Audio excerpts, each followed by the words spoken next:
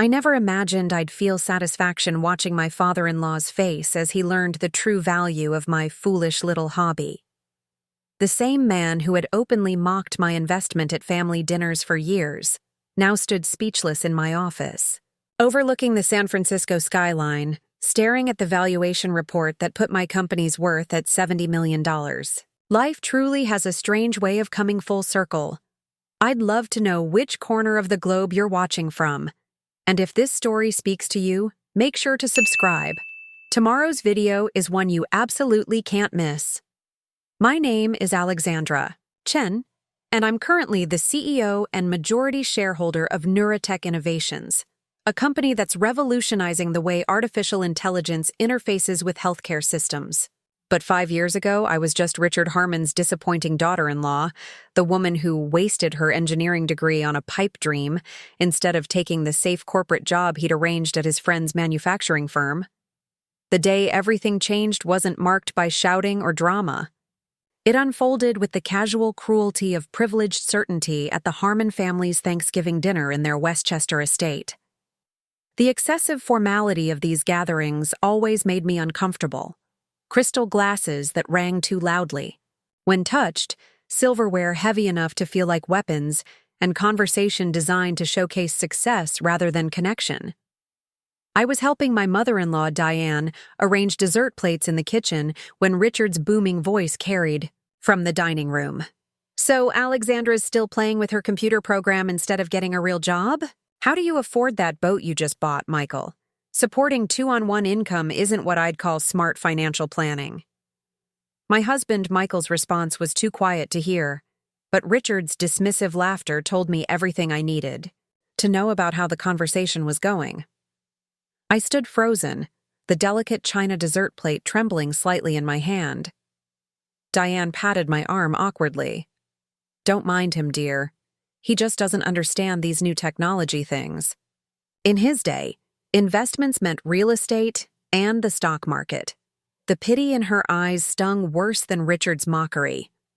I'd been working 18-hour days for 2 years developing my neural network algorithm designed to predict disease progression patterns and optimize treatment protocols. I'd poured my savings, my time, and my heart into this project, surviving on ramen noodles and determination while coding in our tiny apartment's second bedroom. When I walked back into the dining room balancing 3 plates of pumpkin pie, Richard was holding court, explaining to Michael's younger sister Emily and her new husband how venture capital was a fool's game these days. 95% of startups fail, he pronounced, with the certainty of someone repeating a statistic without understanding its nuance, especially these apps, things everyone thinks will make them rich. Remember Alexandra's college roommate with that food delivery service? Bankrupt in 8 months. I placed the dessert plates down carefully, refusing to give him the satisfaction of seeing me rattled. "Neurotech isn't an app, Richard. We're developing a proprietary algorithm that—" Yes, he waved his hand dismissively, cutting me off mid-sentence. "The computer thing that's going to revolutionize healthcare. Meanwhile, Johnson at Precision Manufacturing is still holding that operations director position for you. Real work, real salary, real benefits." He turned to Michael. "Some stability would serve you both well, especially if you're thinking about starting a family soon." The mention of family was a deliberate barb. Richard knew we'd been trying unsuccessfully for a year, and the implication that my career choices were somehow to blame sent a shock of anger through me. "My algorithm is showing promising results," I said, struggling to keep my voice steady. "I've been invited to present at the Biotech Innovation Summit next month, and there's already interest from several hospital research departments." Richard took a large bite of pie, chewing deliberately before responding. "Presentations don't pay mortgages, Alexandra. This little hobby of yours has gone on long enough, don't you think? Time to join the real world." I felt Michael's hand squeeze my knee under the table, our silent signal that I should let it go. We'd had this conversation countless times, in private. Was it worth continuing to self-fund my research when we were burning through savings? Should I take the corporate job, Work on my algorithm nights and weekends? Was I being selfish pursuing this dream? The real world is changing, Dad, Michael said, surprising me with his direct challenge. What Alexandra's working on could transform patient outcomes. The potential impact is worth the risk. Richard's expression hardened. Impact doesn't build retirement accounts. When I was your age, I was already managing 50 employees and had investment properties generating passive income. What do you have to show for yourselves? A rented apartment? And a dream? He reached for his wallet, removed a check, and slid it across the table. Early Christmas gift. Put it toward a down payment on something sensible. The check was for $50,000, a generous gift by any standard. But the way it was presented made it feel like a judgment on our life choices and capabilities. Michael started to reach for it, but I placed my hand over his. Thank you, but we can't accept this, I said quietly. The table fell silent. In the Harmon family, refusing financial gifts was unheard of. Money was Richard's love language, and his primary tool of control. Don't be ridiculous, Richard scoffed. Pride doesn't pay bills. It's not about pride, I replied, finding unexpected strength in my voice. It's about believing in what I'm building. I don't need charity. I need people to understand that what looks like a hobby to you represents the future of personalized medicine. Richard's face flushed. You think some algorithm is going to outperform doctors with decades of experience? This fantasy world you're living in? It's not fantasy, I interrupted, standing up from the table. My neural network just achieved an 87% accuracy rate in predicting treatment responses for complex autoimmune conditions. That's 23% higher than current clinical methods. I took a deep breath. But you've never once asked me to explain how it works or why it matters. Emily looked between us nervously while her husband suddenly became fascinated with his dessert. Diane placed a hand on Richard's arm, a silent plea to de-escalate. Alexandra, Richard's voice had that dangerous calm I'd come to recognize. You've clearly made your choice, but choices have consequences. Don't come looking for help when this tech bubble you're chasing finally bursts. I nodded, suddenly feeling a strange sense of clarity. That's fair. Judge me by my results. On the drive home, Michael was unusually quiet. When we finally pulled into our apartment complex, he turned to me. You know he's just worried about us, right? In his own controlling, insufferable way. Is that a worry? I asked. Or is it the need to be right, to have everyone follow his approved life script? Michael sighed. Probably both. But was refusing the check the right move? We could use that money, Alex. If not for a down payment, then for your research. I stared out at the rain beginning to streak the windshield. Taking that money would have meant accepting his narrative, that what I'm building is just a hobby, that I need rescuing. I turned to face my husband. You still believe in what we're doing? He was quiet for a long moment. I believe in you. I always have. But I'm scared, Alex. We have 6 months of savings left, Max. Then give me 6 months, I said. If I can't secure funding or show significant progress by then, I'll take the job at Precision. We sealed the deal with a kiss, but as we climbed the stairs to our apartment, the weight of what I'd promised settled heavily on my shoulders. 6 months to prove Richard wrong. 6 months to validate years of work. 6 months to secure our future. What I didn't know then was that those 6 months would completely transform our lives, just not in any way I could have possibly imagined. A lot of love and effort went into bringing this story to life.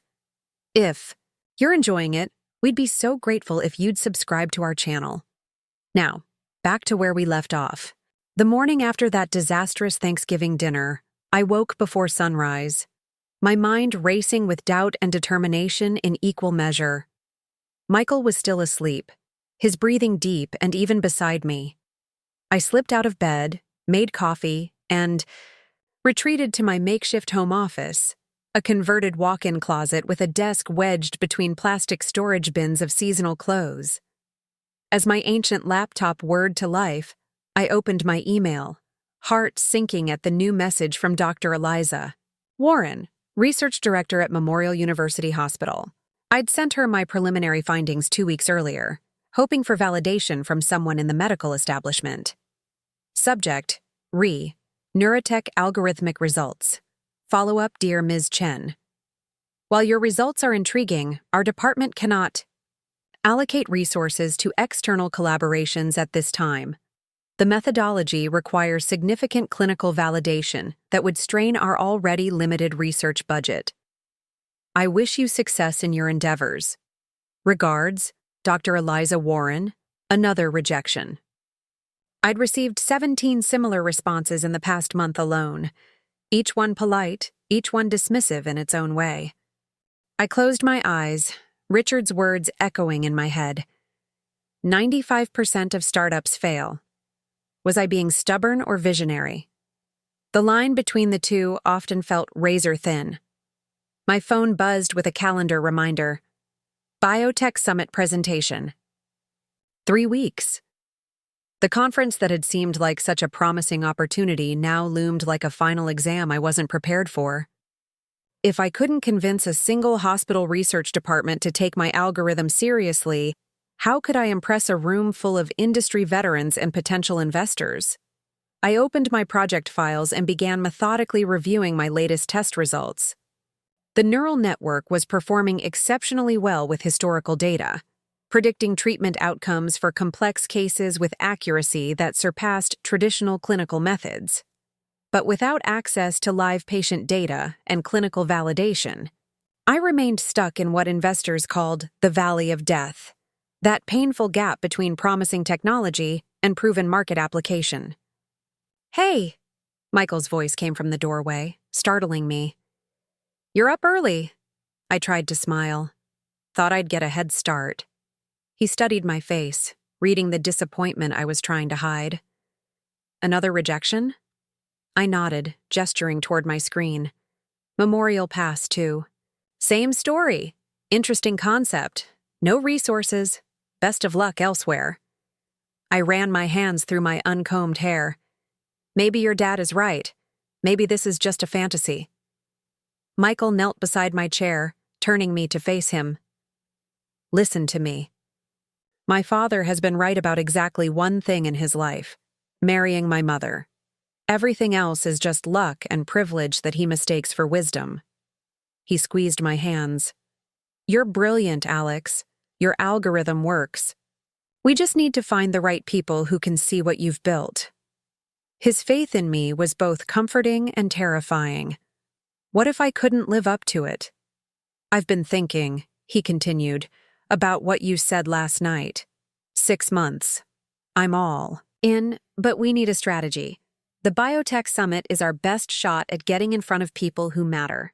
"I know, but my presentation isn't ready, and I still don't have clinical validation data.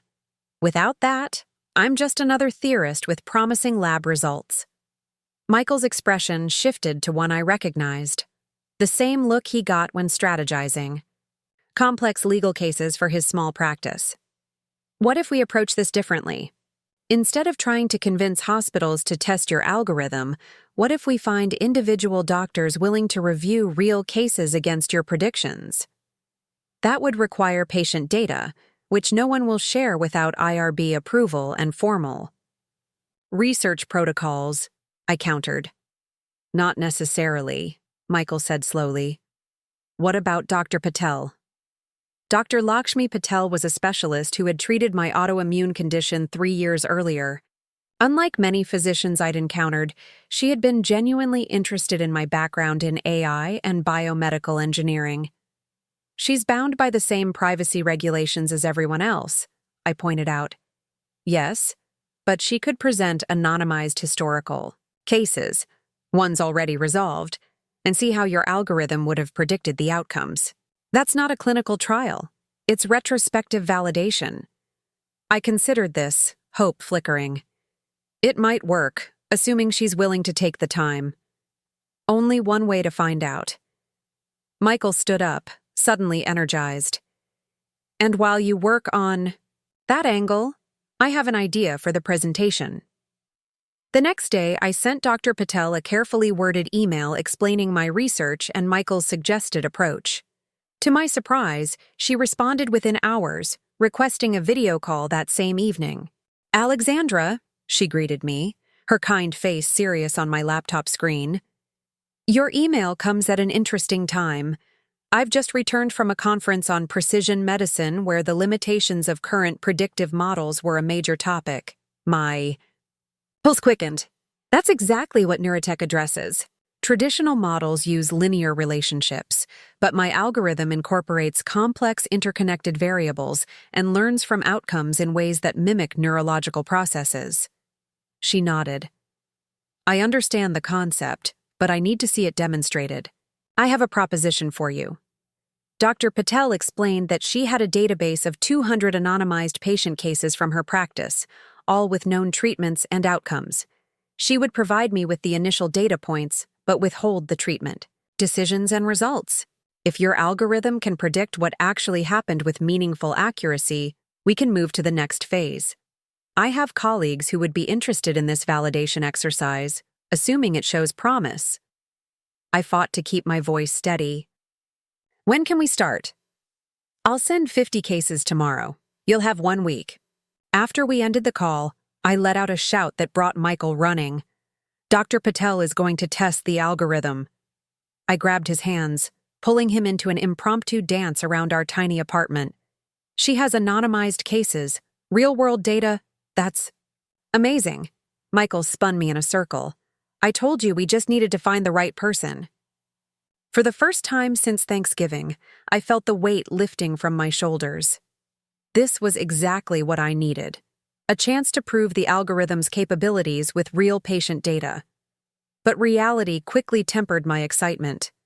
I now had 1 week to refine my model for this crucial test, plus prepare for the Biotech Summit presentation. Success with Dr. Patel might open doors, but failure would only reinforce every doubt Richard had planted. "I need to optimize the interface," I said, already mentally cataloging the improvements required, "and clean up the data pre-processing modules, and revise the visualization outputs to make the predictions more intuitive for clinicians." Michael placed his hands on my shoulders. "One step at a time. This is what you've been working toward. For 2 years. You're ready." I wasn't sure if I was ready, but I was certain of one thing. This was my chance to transform Neurotech from a foolish hobby into the healthcare revolution I knew it could be. The next 7 days would determine whether my algorithm deserved a place in modern medicine or would join the scrap heap of promising technologies that never found their path to implementation. What I couldn't have known then was that these 50 cases from Dr. Patel would set in motion a chain of events that would not only validate my work, but catapult Neurotech beyond my wildest expectations, and ultimately lead to that moment years later when Richard Harmon would stand speechless in my office, faced with irrefutable proof of how wrong he had been. The next 7 days were a blur of code, coffee, and very little sleep. Dr. Patel delivered the promised 50 anonymized patient files, each containing detailed medical histories, lab results, and initial presentations, but with treatments and outcomes removed. The challenge was clear: predict what happened to these real patients using only my algorithm. I converted our small dining table into Command Central, covering it with sticky notes and notebooks while my laptop ran simulations day and night. The processor fan's constant whirring became the soundtrack of our apartment. Michael took over cooking, cleaning, and fielding calls from his clients so I could focus entirely on the task. "You need to eat something," he insisted on the 3rd evening, placing a plate of pasta beside my keyboard. I barely looked up. "In a minute. I think I've isolated the issue with the medication interaction module." "That's what you said 2 hours. Ego about a different module," he pointed out. "The food's getting cold, and your brain needs fuel." He was right, of course. I'd been making careless errors that morning, transposing numbers, forgetting variable names I'd used 100 times before. signs of exhaustion that I couldn't afford. I forced myself to take a break, stretching arms that felt leaden from typing. I keep thinking about what happens if this doesn't work, if the algorithm's predictions don't match the real outcomes. Michael sat across from me, pushing the plate closer. Then you'll learn why and make it better. That's science, right? His simplification of my dilemma made me smile despite my anxiety. It's not just about science anymore. Dr. Patel is putting her professional reputation on the line by giving me this chance. If I fail, she looks foolish for believing in me. So don't fail, Michael said with a shrug. But also, don't break yourself trying to be perfect. Dr. Patel is a scientist too. She understands iteration. I took a bite of pasta, surprised by how hungry I actually was. When did you get so wise about my field? I've been living with a brilliant engineer for 5 years. Some of it was bound to rub off. He grinned. Besides, I've been reading up. If I'm going to help you pitch this at the Biotech Summit, I need to understand what we're selling. I nearly choked on my food. You're coming to the summit? Took 3 days off work. Already cleared it with Patterson. Michael's boss at the small legal firm where he handled environmental cases was notoriously stingy with time off. This is too important for you to do alone. The gesture touched me deeply. While I'd been losing myself in algorithms, Michael had been silently arranging his schedule, studying my research, and keeping our life running. He believed in neurotech so completely that he was willing to risk his own professional standing. Thanks you, I said, reaching for his hand.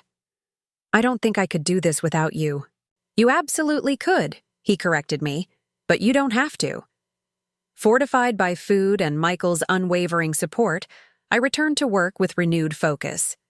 The algorithm needed refinement in how it weighted comorbidities against age factors, and the visualization interface required simplification for clinical interpretation. I worked through the night, fueled by determination and the dwindling countdown of days. On day 5, disaster struck.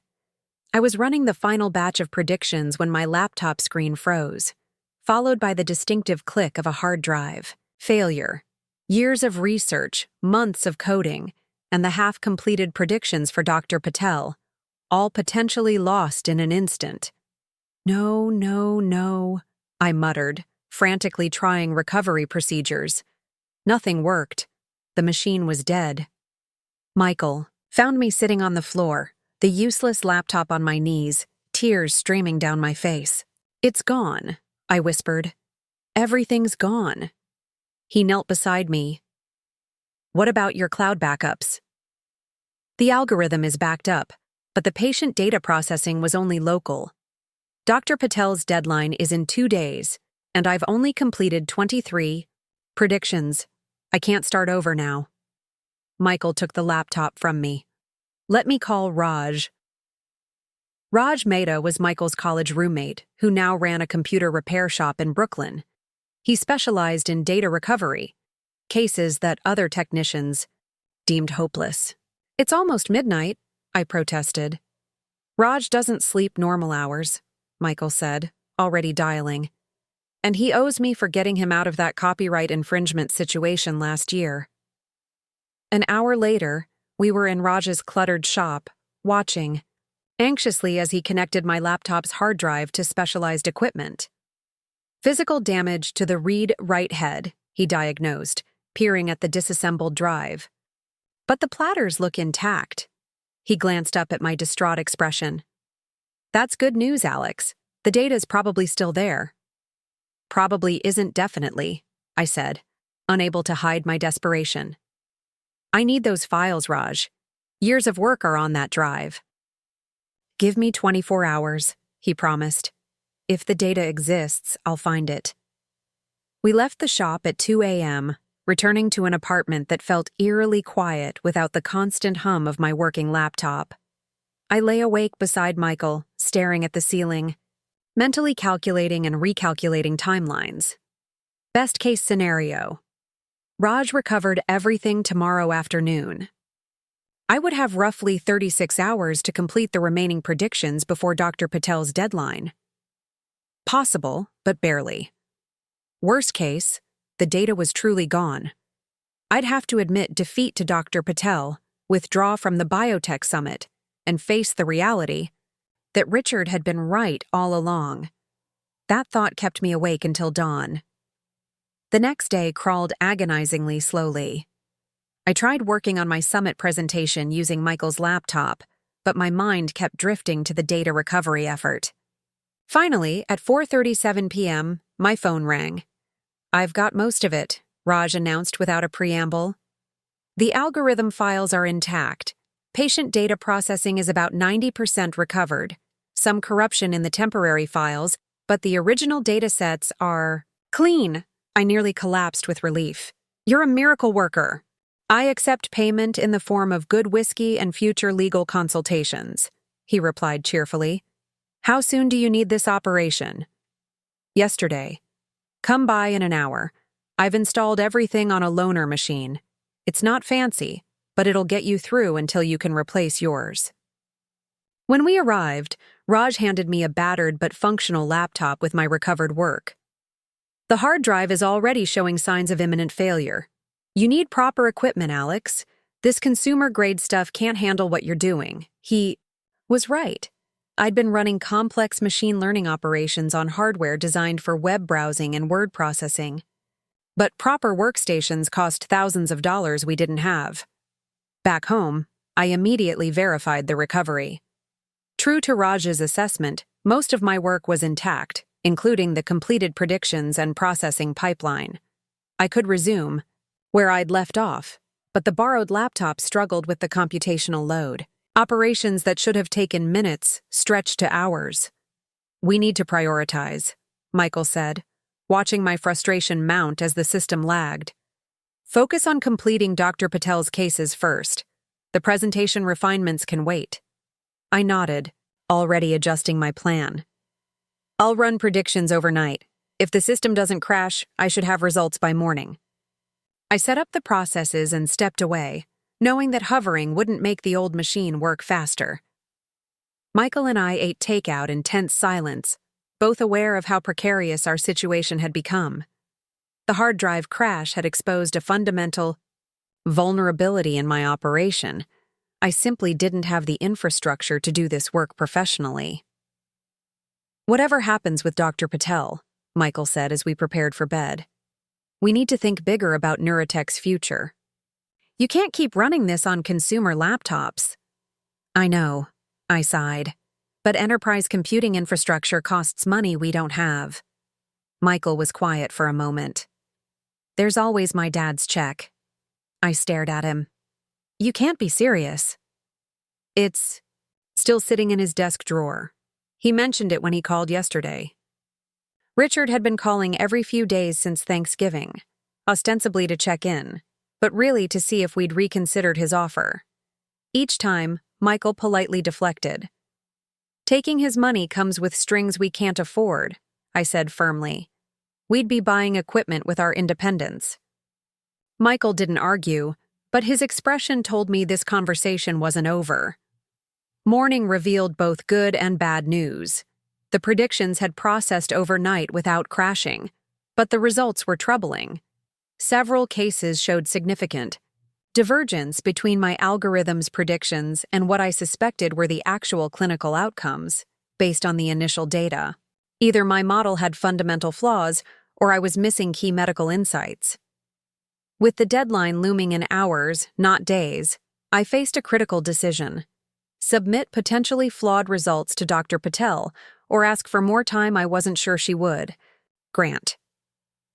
After an hour of double-checking my work and finding no obvious errors, I made one of the hardest calls of my professional life. Dr. Patel answered on the third ring. "Dr. Patel, it's Alexandra Chen," I began, my voice steadier than I felt. "I'm calling about the prediction deadline." "I'm looking forward to reviewing your results," she replied. "That's why I'm calling. I've encountered some complications." I explained the hardware failure and my concerns about the preliminary results showing potential discrepancies. There was a long pause on the line. You're telling me you need more time? I believe some of the predictions may be flawed due to computational constraints, not algorithmic ones. With proper equipment and a few more days, I could deliver more reliable results. Another pause. Alexandra, I arranged for colleagues to review these findings tomorrow, physicians with busy schedules who made time specifically for this. My stomach sank. I understand. However, she continued, I appreciate your honesty. Many researchers would simply submit what they had rather than admit potential flaws. She sighed audibly. I can reschedule for next Friday. That gives you 8 more days. But I need complete results then, no exceptions. Relief washed over me. Thank you, Dr. Patel. I won't disappoint you. After hanging up, I turned to Michael, who had been hovering anxiously nearby. She gave me an extension. 8 days. That's great. His smile faded as he saw my expression. Isn't it? It is, except for one massive problem. I gestured to the struggling borrowed laptop. This machine can't handle the computational load. I need professional-grade equipment to deliver reliable results, and we still don't have the money for it. Michael. Paced our small living room. What about a university computer lab? Don't you still have alumni access at MIT? The remote computing resources are limited for alumni, and I'd need specialized software installation permissions I don't have. I ran my hands through my tangled hair. Even if I could get access, I'd need to sanitize Dr. Patel's patient data to use university resources. The privacy implications alone make it impossible. We spent the evening brainstorming increasingly desperate solutions. Crowdfunding would take too long. Credit cards were already maxed from previous research expenses. Friends with technical resources were either overseas or working at companies with strict security protocols that prevented outside projects. What about Dr. Liu? Michael suggested around midnight, naming one of my former professors. She's at the Broad Institute now, I replied wearily. I could ask, but I doubt she'd remember me. I was just one of hundreds of students. You were her research assistant for a year, Michael reminded me. And she specifically mentioned your exceptional approach to neural network applications in her recommendation letter. He was right. Dr. Liu had been a supportive mentor during my graduate studies. Still, asking for access to high-performance computing resources was a significant favor. I'll email her in the morning, I agreed. But we need backup plans. The next day brought a surprising response from Dr. Liu. She was actually attending the Biotech Summit as a keynote speaker and suggested meeting there to discuss my project. It was promising but not immediate enough for Dr. Patel's deadline. Without options dwindling, I found myself in the uncomfortable position of considering Richard's offer. The $50,000 would more than cover the equipment I needed, with plenty left for operating expenses while I pursued proper funding. It's just money, Michael argued over dinner. Take it as a business loan if that makes it easier. We can draft repayment terms, make it official. You know it's not about the money, I countered. It's about proving I was right to pursue this path instead of the one he chose for me. Taking his money now feels like admitting defeat. Is your pride worth sacrificing this opportunity? Michael asked gently. Dr. Patel won't give you a third chance. The question stung because I knew he was right. My resistance wasn't just about independence, it was also about ego. I wanted to succeed on my own terms, to prove Richard wrong without any assistance from him. But that stubbornness might cost me everything I'd worked for. I'll think about it, I conceded. That night I couldn't sleep. Around 3 a.m., I slipped out of bed and sat at our kitchen table with my tablet, reviewing the algorithmic issues I'd identified in the problematic predictions. The more I examined them, the more convinced I became that computational limitations, not conceptual flaws, were causing the discrepancies. With proper resources, Neurotech could deliver the accuracy I knew was possible. The decision crystallized. In that pre-dawn quiet, I would swallow my pride. In the light of day, however, I wanted to explore one last alternative. "I need you to help me draft a formal proposal," I told Michael over breakfast. "Not for Richard, but for Dr. Patel." "What kind of proposal?" "A partnership. If she can provide access to computing resources at the hospital for these predictions, I'll give her research team priority access to the algorithm for future studies." Michael looked skeptical. "Do you think she has that kind of authority?" "She's the research director. If anyone can authorize it, she can." I felt a renewed sense of purpose.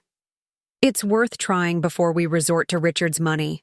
I spent the morning crafting a detailed proposal, outlining the specific computational needs, security protocols to protect patient data, and the mutual benefits of collaboration. By noon, I had sent it to Dr. Patel with a request for urgent consideration. Her response came faster than expected. She wanted to discuss it in person that afternoon. The meeting was set for 4 p.m. at her office in the hospital's research wing. I arrived early, clutching a folder containing printouts of my preliminary results and additional documentation about the algorithm's security features. Dr. Patel's office was surprisingly modest for someone of her stature. Small, practical, with walls lined with medical journals and a desk covered in organized stacks of research papers. She gestured for me to sit. "Your proposal is interesting," she began, getting straight to the point. "But using hospital computing resources for an external unvalidated project presents significant hurdles." "I understand the concerns," I replied, "but the potential benefits—" "Let me finish," she said, holding up a hand. "I've consulted with our IT director and legal team. We can't provide direct access to our systems." My heart sank, but she continued. "However, we can offer a different solution." Dr. Patel explained that the hospital had recently established a partnership with a biomedical computing startup called Quantum Health, which provided secure cloud computing specifically designed for healthcare applications. As part of their arrangement, the hospital had dedicated resources they could allocate to promising research projects. "I've arranged for your algorithm to have 1 week of access," she said. "The computing power is substantial, far beyond what you could achieve with personal equipment. But," her expression grew serious, "this means your work will be under institutional scrutiny. If the results aren't compelling, it will reflect poorly on both of us." I swallowed hard. "I'm confident in the algorithm, Dr. Patel. Given proper computational resources, it will demonstrate significant predictive value." "I hope you're right." She handed me a folder containing login credentials and security protocols. "The clock starts tomorrow morning. I expect complete results next Thursday. No exceptions this time." As I left the hospital clutching the folder, I felt a dizzying mixture of relief and terror. I finally had access to the resources I needed. But the stakes had risen dramatically. Dr. Patel had put her professional reputation on the line, and institutional eyes would be watching my every move on their systems. I called Michael from the subway. "We got the computing resources," I said when he answered. "But there's a catch. My work will be visible to the entire research department." "That's good, right?" Michael sounded uncertain. "More exposure?" "Only if it works," I replied. "If it fails spectacularly and publicly." I took a deep breath. "I start tomorrow. 7 days to prove everything." "You've got this," Michael said with a confidence I wished I fully shared. "Come home and we'll celebrate this win." But as I made my way back to our apartment, I couldn't shake the feeling that this wasn't just an opportunity. It was a reckoning. After years of work in isolation, my algorithm would finally face rigorous institutional scrutiny. Everything I'd claimed about its capabilities would be either validated or exposed as wishful thinking. I had 7 days to prove that my hobby could transform healthcare, or confirm that Richard had been right all along. The quantum health computing environment was unlike anything I'd ever worked with. Logging in for the first time from our apartment the next morning, I felt like a Kid who had been practicing piano on a toy keyboard suddenly given access to a concert grand. The processing power was staggering. Operations that had taken hours on my laptop completed in seconds. I spent the first day migrating my algorithm and Dr. Patel's patient data to the secure platform, meticulously documenting each step to ensure reproducibility. The system's dashboards showed other researchers actively working on different projects, a reminder that my work was now taking place in a shared professional environment rather than my isolated home setup. By evening, I had the first batch of predictions running. The results started appearing in real time, flowing into my visualization dashboard with a speed that was almost disorienting after years of waiting for my modest hardware to process. "This is incredible," I told Michael as he peered over my shoulder. "Look how the confidence intervals are tightening. The neural network is finding patterns I suspected were there but couldn't computationally verify before." He nodded, though I knew the technical details were mostly lost on him. "So it's working? The algorithm is making accurate predictions?" "It's not just working, it's exceeding my expectations." I pointed to a cluster of data points on the screen. "See these cases? They all have complex immune responses that traditional models struggle to account for.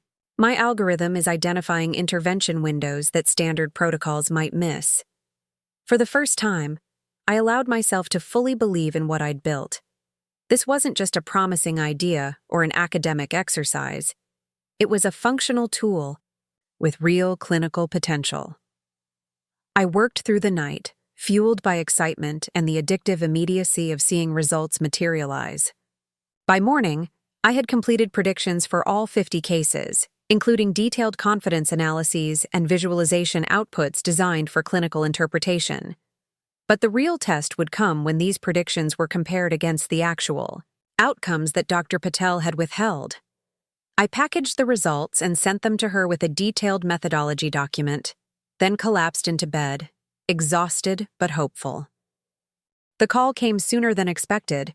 My phone rang at 2:17 p.m., jolting me from sleep.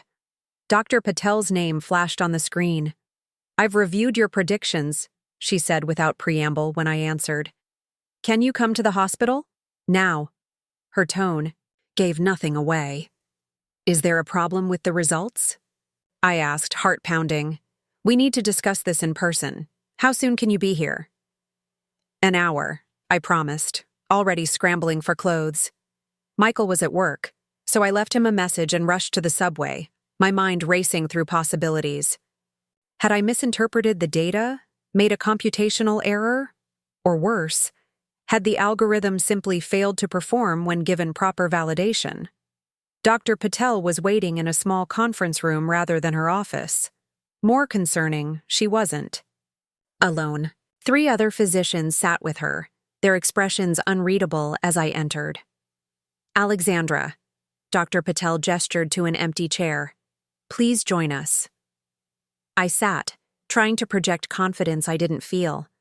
"I understand you've reviewed my predictions." "We have." She glanced at her colleagues before continuing. "Your algorithm correctly predicted treatment outcomes in 47 of the 50 cases. In the remaining 3, it identified alternative treatment approaches that, in retrospect, might have produced better outcomes than what was actually administered." I blinked, processing her words. "So the predictions were accurate?" "Remarkably so," said the older man to Dr. Patel's right. He introduced himself as Dr. Warren Chen, chair of the hospital's Innovation Committee. "Particularly in the complex autoimmune cases where our standard protocols often produce variable results." The confidence intervals were especially compelling. Added a younger woman who introduced herself as Dr. Sophia Kim, a neurologist. "Your model doesn't just make predictions, it quantifies uncertainty in a way that's actually useful for clinical decision-making." I struggled to maintain my professional composure as the significance of their reaction dawned on me. These weren't just polite acknowledgments. They were genuinely impressed. "We'd like to discuss a formal validation study," Dr. Patel said. A properly designed clinical evaluation using a larger dataset and prospective analysis. With IRB approval and potential for publication, Dr. Chen added. If these preliminary results hold up, this could significantly impact treatment planning for complex cases. The fourth physician, who had been quietly observing, finally spoke. I'm Dr. James Rivera from Hospital Administration, he said. I need to understand the intellectual property situation here. Who owns this algorithm?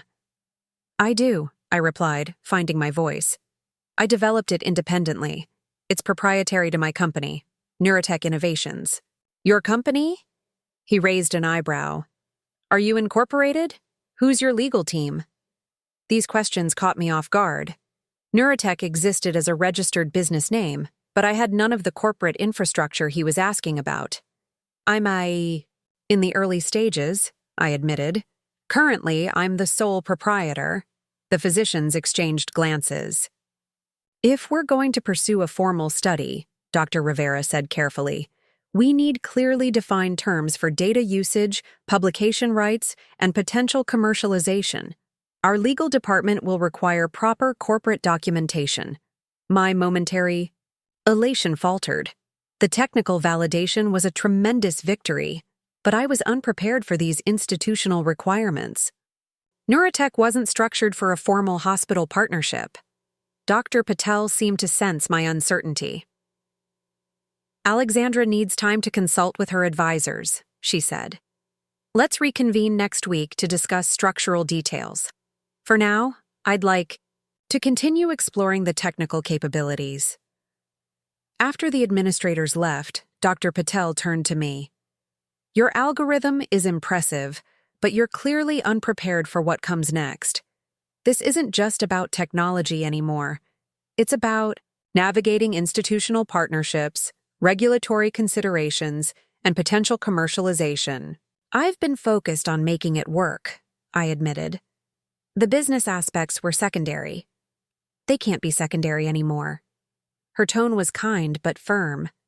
If you want this to move beyond a research project, you need proper structure, legal protection, clear ownership documentation, partnership agreements.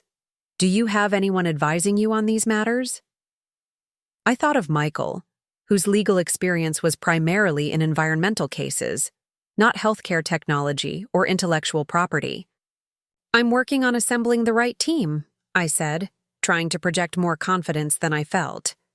Dr. Patel nodded, though her expression suggested she wasn't entirely convinced. The Biotech Summit is next week, correct? There will be people there who can help with these aspects. Use that opportunity wisely. As I left the hospital, my emotions were contradictory. The algorithm had been validated beyond my expectations, proof that my years of work had created something genuinely valuable. Yet I faced a new set of challenges I hadn't prepared for. Transforming a personal project into a legitimate business that could partner with major institutions. I called Michael from outside the hospital, barely containing my excitement as I explained what had happened. That's incredible, Alex, he exclaimed. I knew you could do it. The algorithm works, but now I need to figure out the business side quickly, I explained. They want formal agreements, corporate documentation, all sorts of things I don't have. There was a pause before Michael responded. Actually, I might have a solution for that part. Remember my client from last year? The biotech startup founder? Vaguely, I said, trying to recall details from our dinner conversations. Diane Mercer. She sold her company to Pfizer and now works as an advisor for healthcare startups. I helped with her environmental impact case, and she said if I ever needed anything. He trailed off. This might be the time to call in that favor. For the first time in years, I felt the pieces aligning. The technical validation from respected physicians, the potential connection to an experienced biotech entrepreneur, the upcoming summit where I could showcase these results. Set up the meeting? I told Michael, as soon as possible. As I navigated the crowded subway back to our apartment, I couldn't help but imagine Richard's reaction if he could see what was happening. My little hobby was about to become very real, and the first people to recognize its value were leading physicians at one of the country's most prestigious hospitals. This wasn't just a personal victory, it was a turning point. Neurotech was no longer just an algorithm. It was becoming a genuine healthcare innovation with clinical validation. Now I needed to transform it into a proper company that could bring this technology to patients who needed it. What I didn't realize then was that this validation would set in motion events that would reshape my life in ways I couldn't have imagined, and eventually lead to that sweet moment when Richard would stand speechless in my office, staring at a valuation that proved just how wrong he had been. Diane Mercer agreed to meet us for breakfast 2 days later at a quiet cafe near Union Square. Michael had prepared me for her direct approach, but I was still taken aback when she cut straight to business before our coffee had even arrived. "So you've built a predictive algorithm for treatment outcomes, got preliminary validation from Memorial, and now you need to transform a personal project into an actual company," she summarized after our brief introductions. "Let's see what you're working with."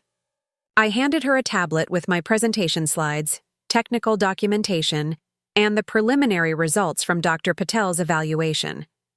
Diane reviewed the materials with practiced efficiency, occasionally asking pointed questions about methodologies and performance metrics. "Your technical work is impressive," she said finally, setting down the tablet. "But you have a classic founder problem. You've focused entirely on product development with zero attention to business infrastructure." "That's why we're here," I admitted. She nodded briskly. "At minimum, you need proper incorporation, intellectual property protection, a business plan with clear monetization strategy, and governance documentation for potential partnerships." She tapped her manicured nails on the table. "None of that happens overnight, and your biotech summit presentation is in 5 days." My stomach sank. "So it's too late?" I didn't say that. Diane smiled for the first time. "I said it doesn't happen overnight, unless you have someone who's done it dozens of times before. My consulting fee is typically $300 per hour with a 20-hour minimum engagement. However," she glanced at Michael, "considering what you did for me with that EPA situation, I'm willing to work on a deferred payment basis." "Meaning?" I asked. "I'll help you set up the essential business infrastructure immediately. You'll pay my fees from your first funding round or revenue, whichever comes first." She raised a finger before I could respond. "But I want 5% equity in Neurotech as part of the arrangement." 5% felt significant for consulting services, but I recognized the value she brought. Not just expertise, but immediate legitimacy and connections.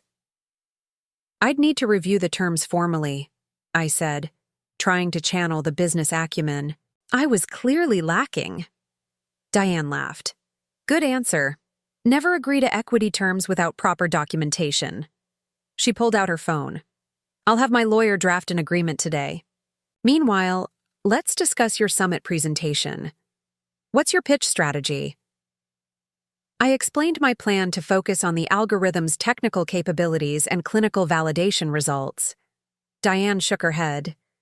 "You're thinking like a researcher, not a founder. Investors don't fund technology. They fund solutions to valuable problems. What's the actual market need you're addressing?" This perspective shift forced me to reconsider my entire approach. For years, I'd thought of Neurotech primarily as a technical achievement. Now I needed to articulate its value in business terms. Healthcare providers struggle with treatment decisions for complex conditions because standard protocols don't account for individual patient variations.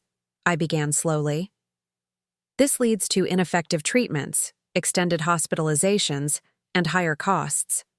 My algorithm predicts individual treatment responses with significantly higher accuracy than current methods, potentially saving billions in healthcare expenditures while improving patient outcomes. Diane nodded approvingly. "That's your opening slide. Now we need to quantify the market size, demonstrate your competitive advantage, and outline a clear commercialization pathway." We spent the next 3 hours restructuring my entire presentation. By the time we left the cafe, I had a completely different approach to the summit. One focused on neurotech as a business solving a valuable healthcare problem, not just an interesting technical project. "I'll see you tomorrow at 9 a.m. at my office," Diane said as we parted. "Bring all your technical documentation, any existing business registrations, and be prepared for a very long day. We have a lot to accomplish before the summit." The next few days were a whirlwind of activity. Diane's office in a sleek midtown building became our command center.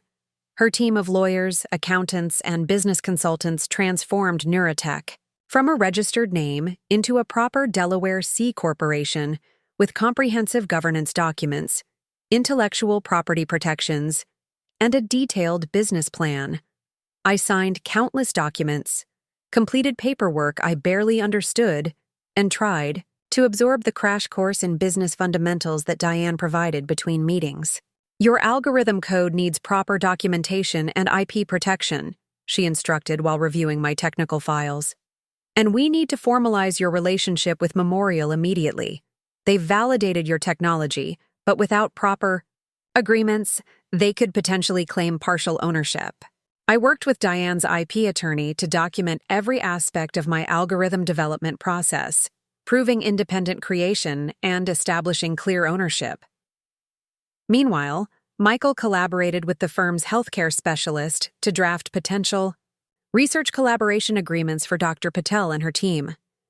"This is costing a fortune," I whispered to Michael on our third day, watching Diane's team in action. "The deferred fees are going to be massive." "It would cost even more to get this wrong," he replied. "Think of it as the price of doing this properly." He was right, of course. Every document, every legal structure, every business strategy was building the foundation Neurotech would need to grow beyond my personal project into a legitimate healthcare technology company. On the fourth day, Diane presented me with a comprehensive investor deck, 30 precisely crafted slides that transformed my technical work into a compelling business opportunity. "Your summit presentation should be a condensed version of this," she explained. 10 slides maximum, focused on the problem, your solution, validation results, market opportunity, and specific tasks. "Asks?" I questioned. "What you want from potential investors or partners. In your case, we're positioning for a seed round of $2 million to finance full clinical validation studies and initial commercialization efforts." $2 million. The figure made me dizzy. Just weeks ago, I had been hesitating over Richard's $50,000 offer, and now we were crafting a pitch for 40 times that amount. "Is that realistic?" I asked hesitantly. Diane's expression was serious. "With your preliminary validation from Memorial's physicians, your technical background, and the market potential, yes. Healthcare AI with demonstrable clinical applications is extremely hot right now. But," she added pointedly, "everything depends on your performance at the summit. That's your moment to show you're not just a brilliant engineer, but a founder worthy of investment." The night before the summit, I practiced my presentation for the 20th time in our apartment, while Michael and Diane provided feedback. We had stripped away technical jargon, refined key messages, and rehearsed potential investor questions until I could answer them in my sleep. "Remember," Diane said as she prepared to leave, "you're no longer just Alexandra Chen, algorithm developer. Tomorrow, you're Alexandra Chen, CEO of Neurotech Innovations, a healthcare AI company positioned to transform treatment planning for complex medical conditions." After she left, Michael found me staring at my presentation notes, overwhelmed by the transformation of the past week. "Having second thoughts?" he asked gently. "Not second thoughts exactly. Just, this is happening so fast. A week ago, I was worried about hardware failures.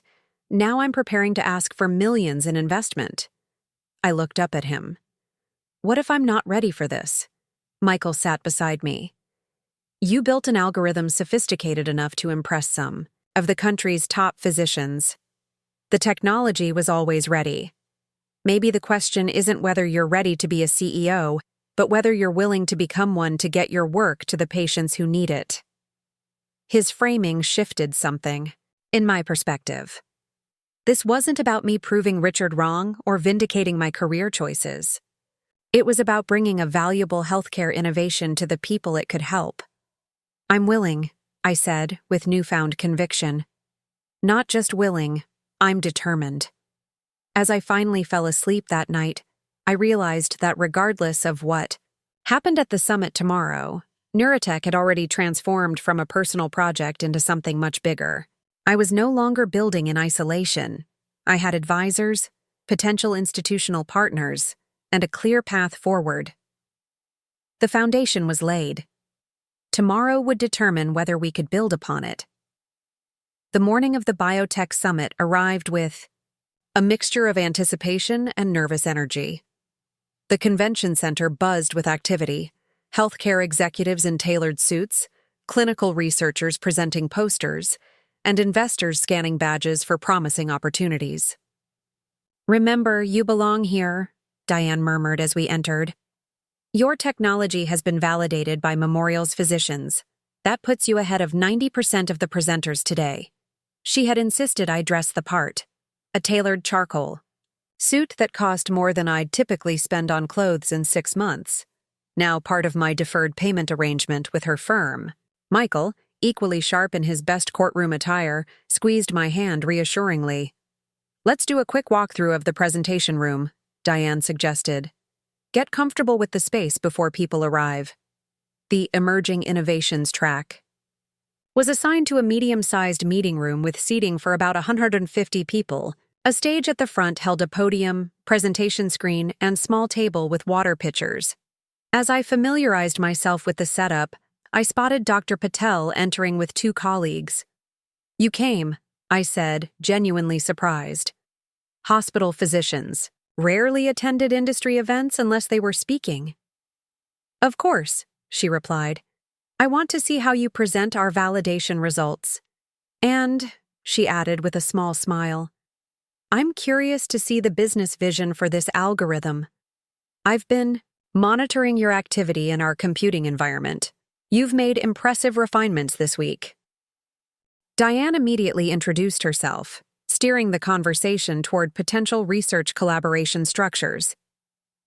As they discussed institutional partnership models, I scanned the gradually filling room. 5 minutes before my scheduled time, I noticed a familiar figure entering, Dr. Liu, my former professor whose keynote was scheduled for later that afternoon. She caught my eye and nodded in recognition. Having multiple respected figures in the audience added pressure, but also legitimacy.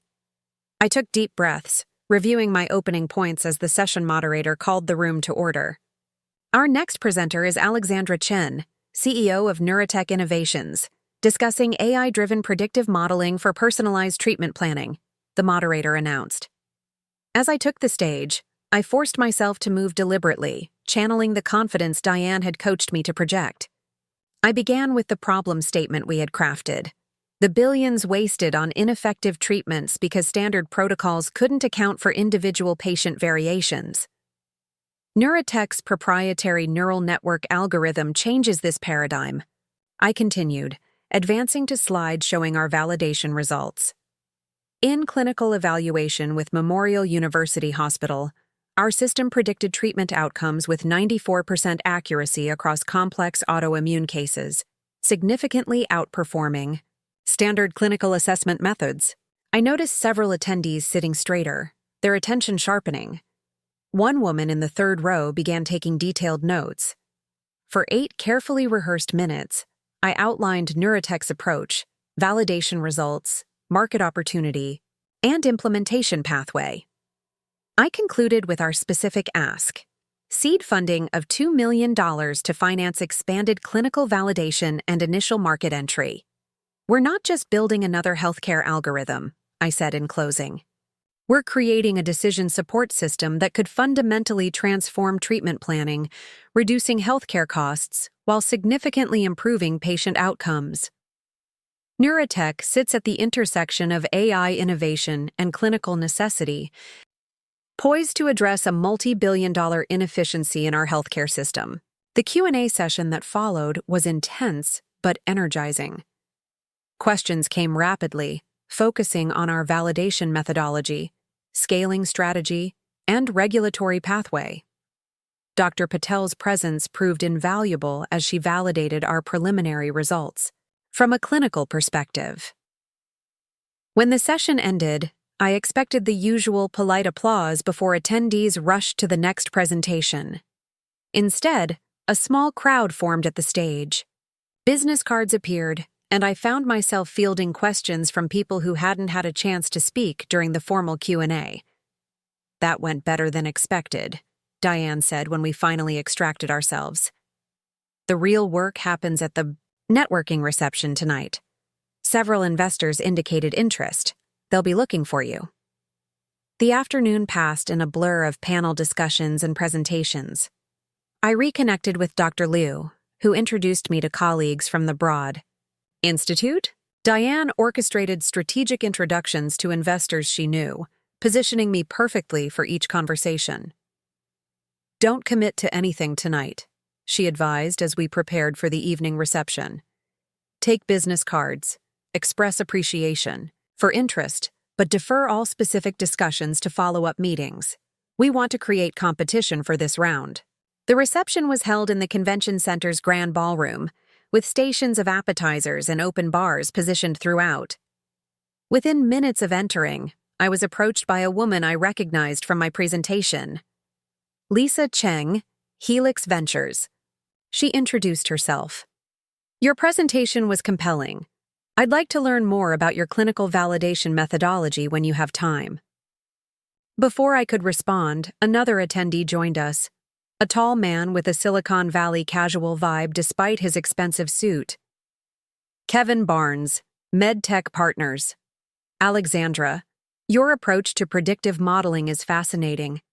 Have you considered applications beyond autoimmune conditions?" Throughout the evening, more investors and industry executives sought me out. Michael remained close, occasionally rescuing me when conversations ran too long. Diane worked the room with practiced efficiency, reinforcing interest in neurotech, while gathering intelligence on which investors might be most suitable. As the reception wound down, Diane pulled me aside with barely contained excitement. "We have 5 serious expressions of interest," she reported. 2 venture capital firms and 3 strategic investors. I've scheduled follow-up meetings with each over the next 2 weeks. "That's amazing," I said, still processing the evening's events. "It's just the beginning," she replied. "But a promising one. Now we need to prepare comprehensive due diligence materials, detailed technical documentation, market analyses, competitive landscape assessments. The real work starts tomorrow." As we left the convention center, Michael's phone rang. He frowned at the screen before answering. "Hello, Richard." My stomach tightened at my father-in-law's name. Michael listened for a moment, then replied with uncharacteristic firmness. "We're actually at a business event right now. Alexandra just presented." "At the Biotech Summit?" "Yes, that's right, for her company." "No, we really can't make it this weekend." "I understand you're disappointed, but this is important. We'll call next week." He hung up with a sigh. "Sunday dinner invitation. Apparently your absence at the last 2 family gatherings has been noted." "What did he say about the summit?" I asked. "He asked if this was still about that computer thing." Michael's imitation of Richard's dismissive tone was spot on. "I think he assumes you're still just tinkering with a hobby project."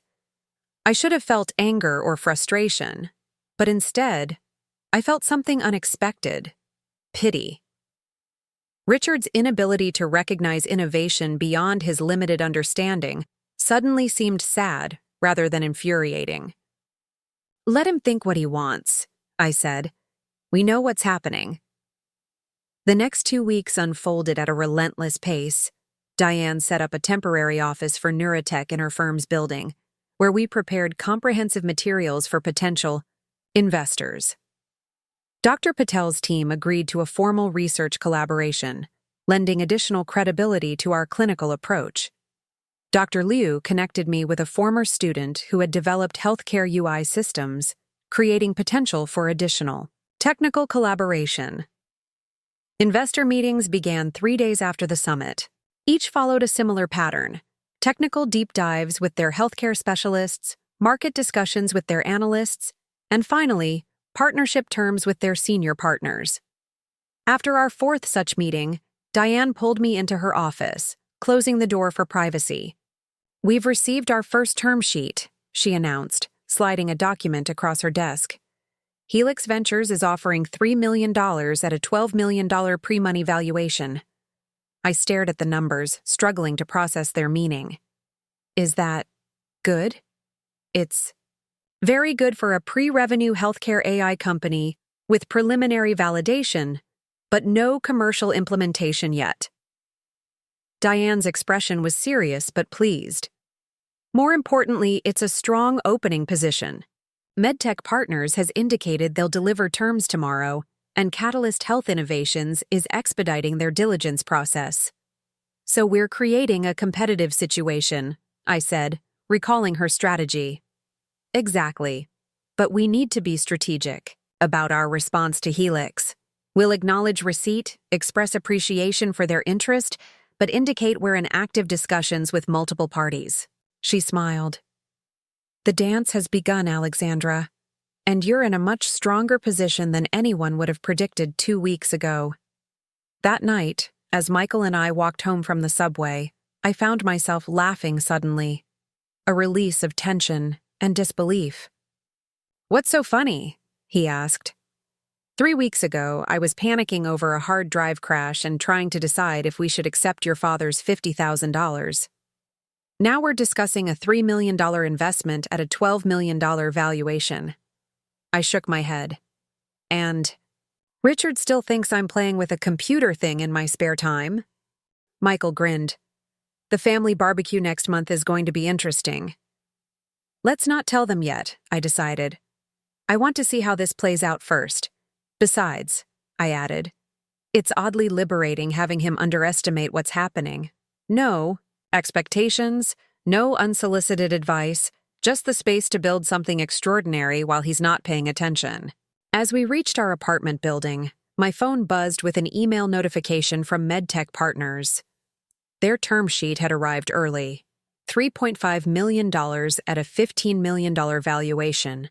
With additional strategic support for regulatory pathways, the momentum was building faster than I could have imagined, each development creating new opportunities and opening doors that had seemed permanently closed just months before. My little hobby was rapidly becoming a serious healthcare innovation company, backed by experienced investors who recognized its potential value. And through it all, Richard remained blissfully unaware that his dismissive attitude had only strengthened my resolve to succeed, a resolution that was now bearing fruit beyond anything I had dared to hope. 3 months after the biotech summit, on a crisp autumn morning, I found myself standing in front of a glass office building in Cambridge's Kendall Square, the new headquarters of Neurotech Innovations. Our name was displayed prominently in the lobby directory, alongside established biotech firms and research institutions. It still seems surreal. The funding round had closed 6 weeks earlier, with MedTech Partners leading a $4.2 million seed investment at a final valuation of $17 million. Their improved offer had come after a third term sheet from Catalyst Health. Innovations created the competitive situation Diane had strategically orchestrated.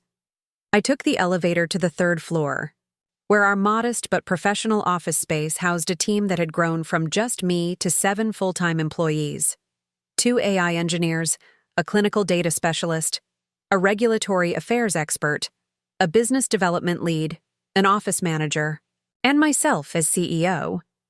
We also had consulting arrangements with several clinical advisors, including Dr. Patel, who had taken a formal position on our scientific advisory board.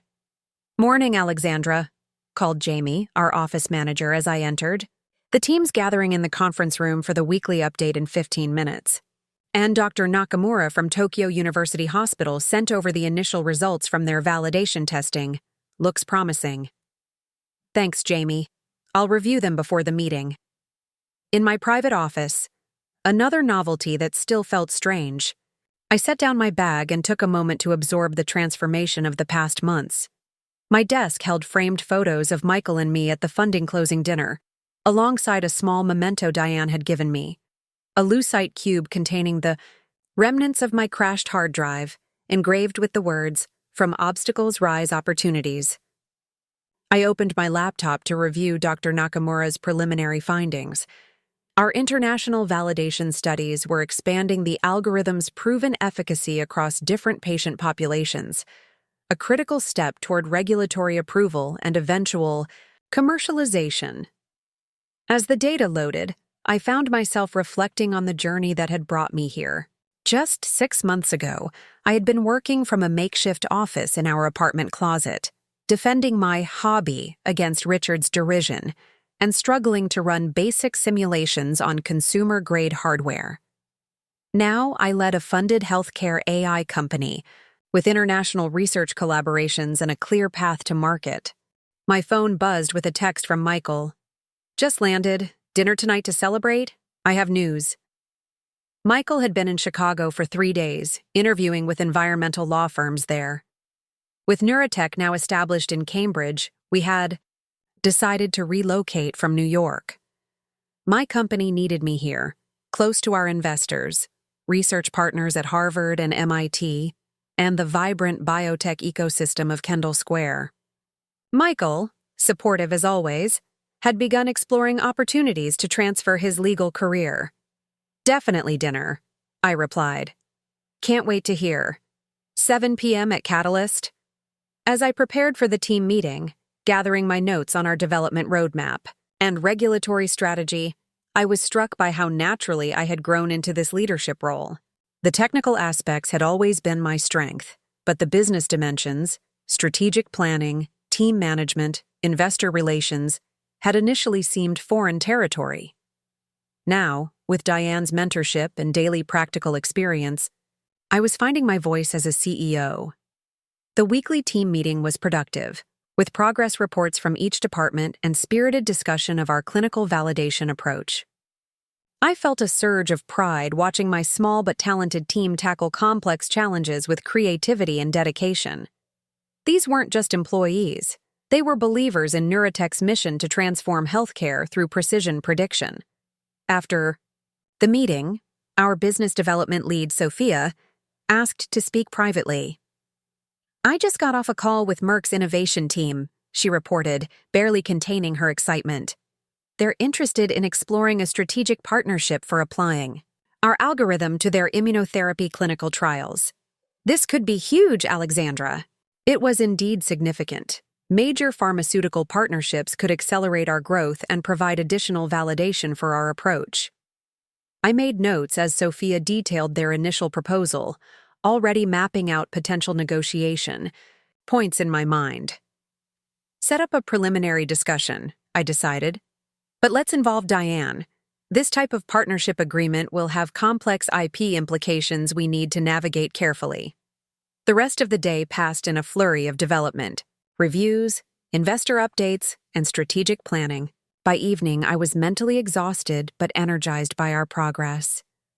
I walked the few blocks to Catalyst, a trendy restaurant popular with the biotech crowd, arriving early to secure a quiet corner table. Michael arrived looking simultaneously, tired from travel and animated with news. After ordering, he couldn't contain himself any longer. "I got an offer," he announced. "Ellison Environmental Law, senior associate position, fast track to partner consideration, and they're doing groundbreaking work on corporate environmental accountability." "That's wonderful."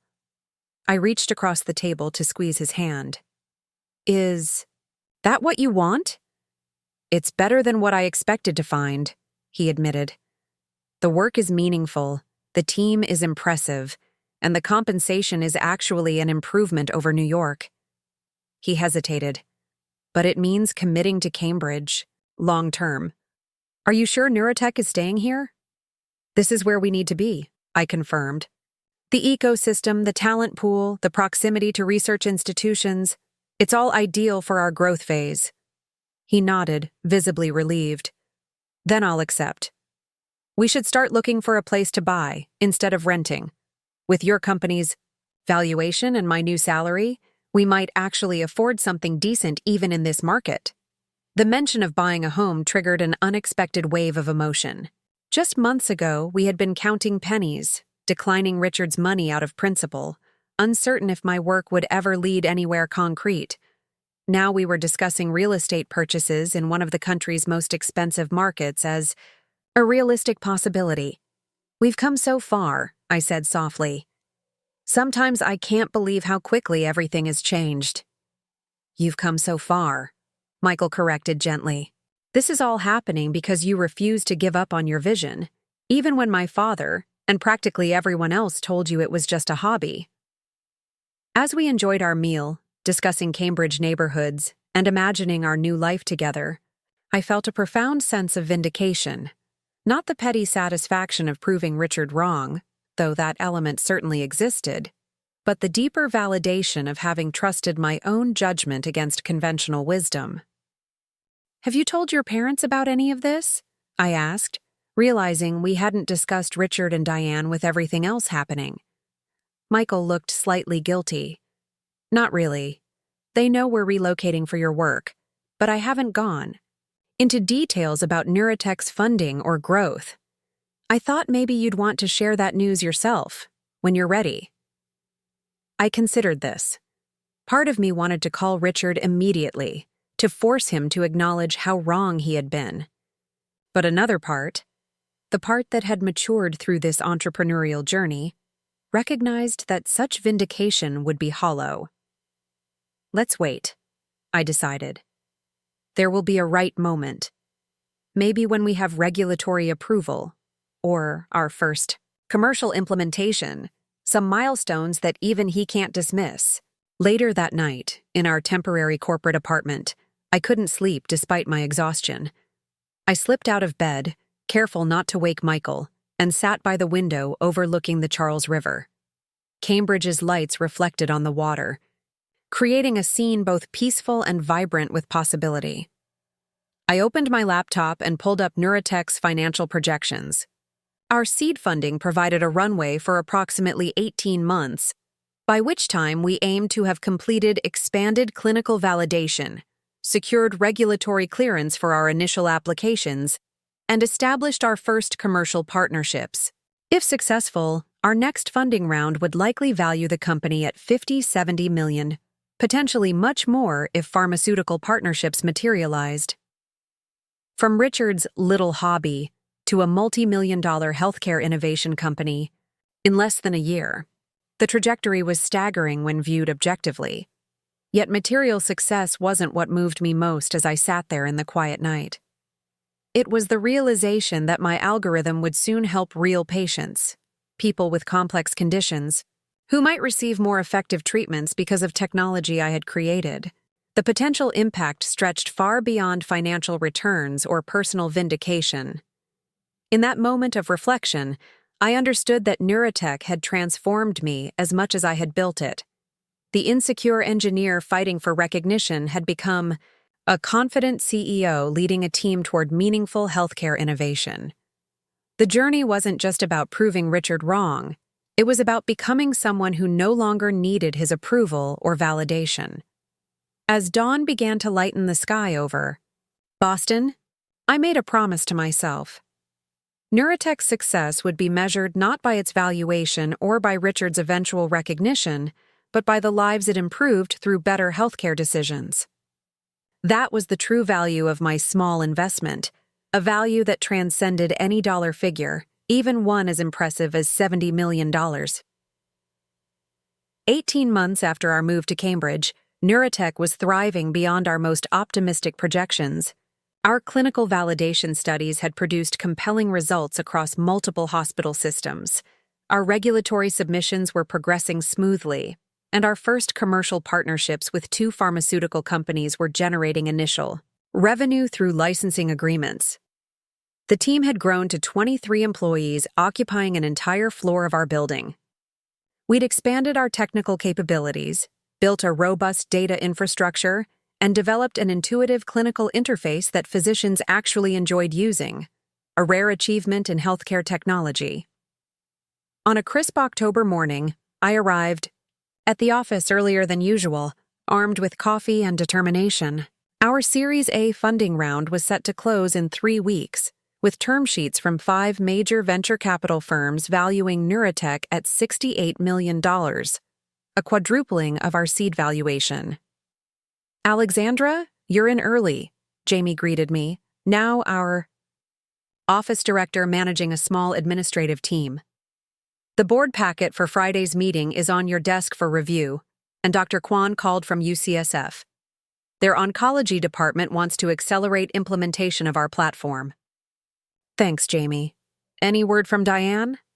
"She's flying in this afternoon for pre-board preparations." "Oh, and your father-in-law called yesterday when you were in the strategy session. He wouldn't leave a message, just said it was important you call him back." I paused at this unexpected development. Richard rarely called me directly, typically communicating through Michael.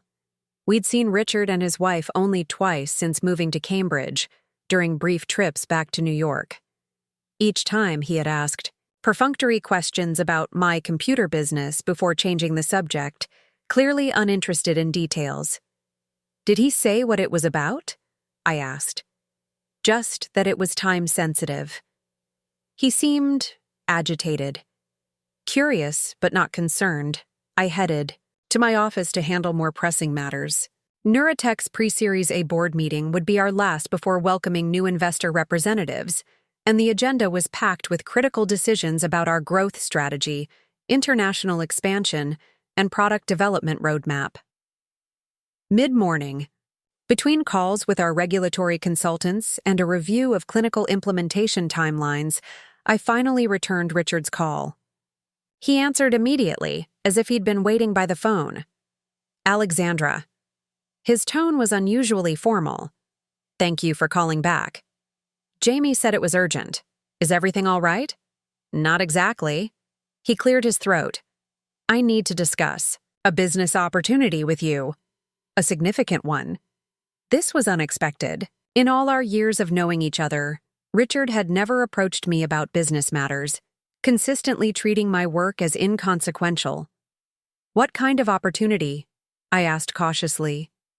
"Westford Medical Technologies is looking to acquire healthcare AI companies with proven clinical applications. Their CEO is an old friend from business school." His voice took on an unmistakable note of self-importance. "I mentioned your little company, and he expressed interest in looking at an acquisition." I nearly dropped my phone. After years of dismissing my work, Richard was now trying to broker an acquisition deal as if doing me a favor. "I'm sure you'd want to maximize your exit opportunity," he continued. "Startups like yours typically don't succeed independently. Being acquired by an established player would secure the technology's future and provide you with a comfortable payout." I took a deep breath, weighing my response carefully. "I appreciate you thinking of us, Richard, but Neurotech isn't looking for acquisition offers at this time. We're actually closing our Series A funding round in 3 weeks." "Series A?" He sounded genuinely surprised. "How much are you raising?" $15 million at a $68 million pre-money valuation, I replied, unable to keep a note of pride from my voice. "We have term sheets from 5 leading healthcare investment firms." Silence stretched across the line. I could almost hear him recalculating his understanding of my little hobby. $68 million, he finally managed. "That's substantial.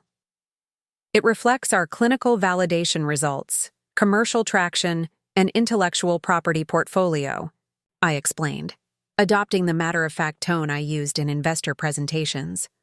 "But as I said, we're not pursuing acquisition options currently. Our growth trajectory and strategic plan focus on building independent value." "I see." Richard's voice had lost its condescending edge. "Perhaps I misunderstood the nature of your company.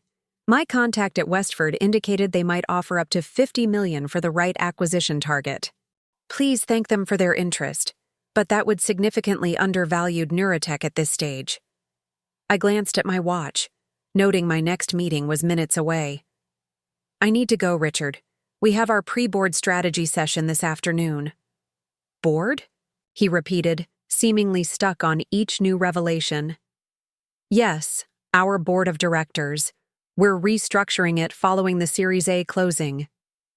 I paused, then added, I really do appreciate the referral, though. It's good to have visibility with companies, like Westford, even if the timing isn't right for acquisition talks. After ending the call, I sat for a moment processing what had just happened. Richard had finally recognized Neuratech's value, but only because an old friend from business school had expressed interest. Even in acknowledgement, he had attempted to position himself as the gatekeeper of opportunity, the wise elder guiding my exit strategy. I was still contemplating this interaction when Diane arrived that afternoon, impeccably dressed and radiating her characteristic efficiency.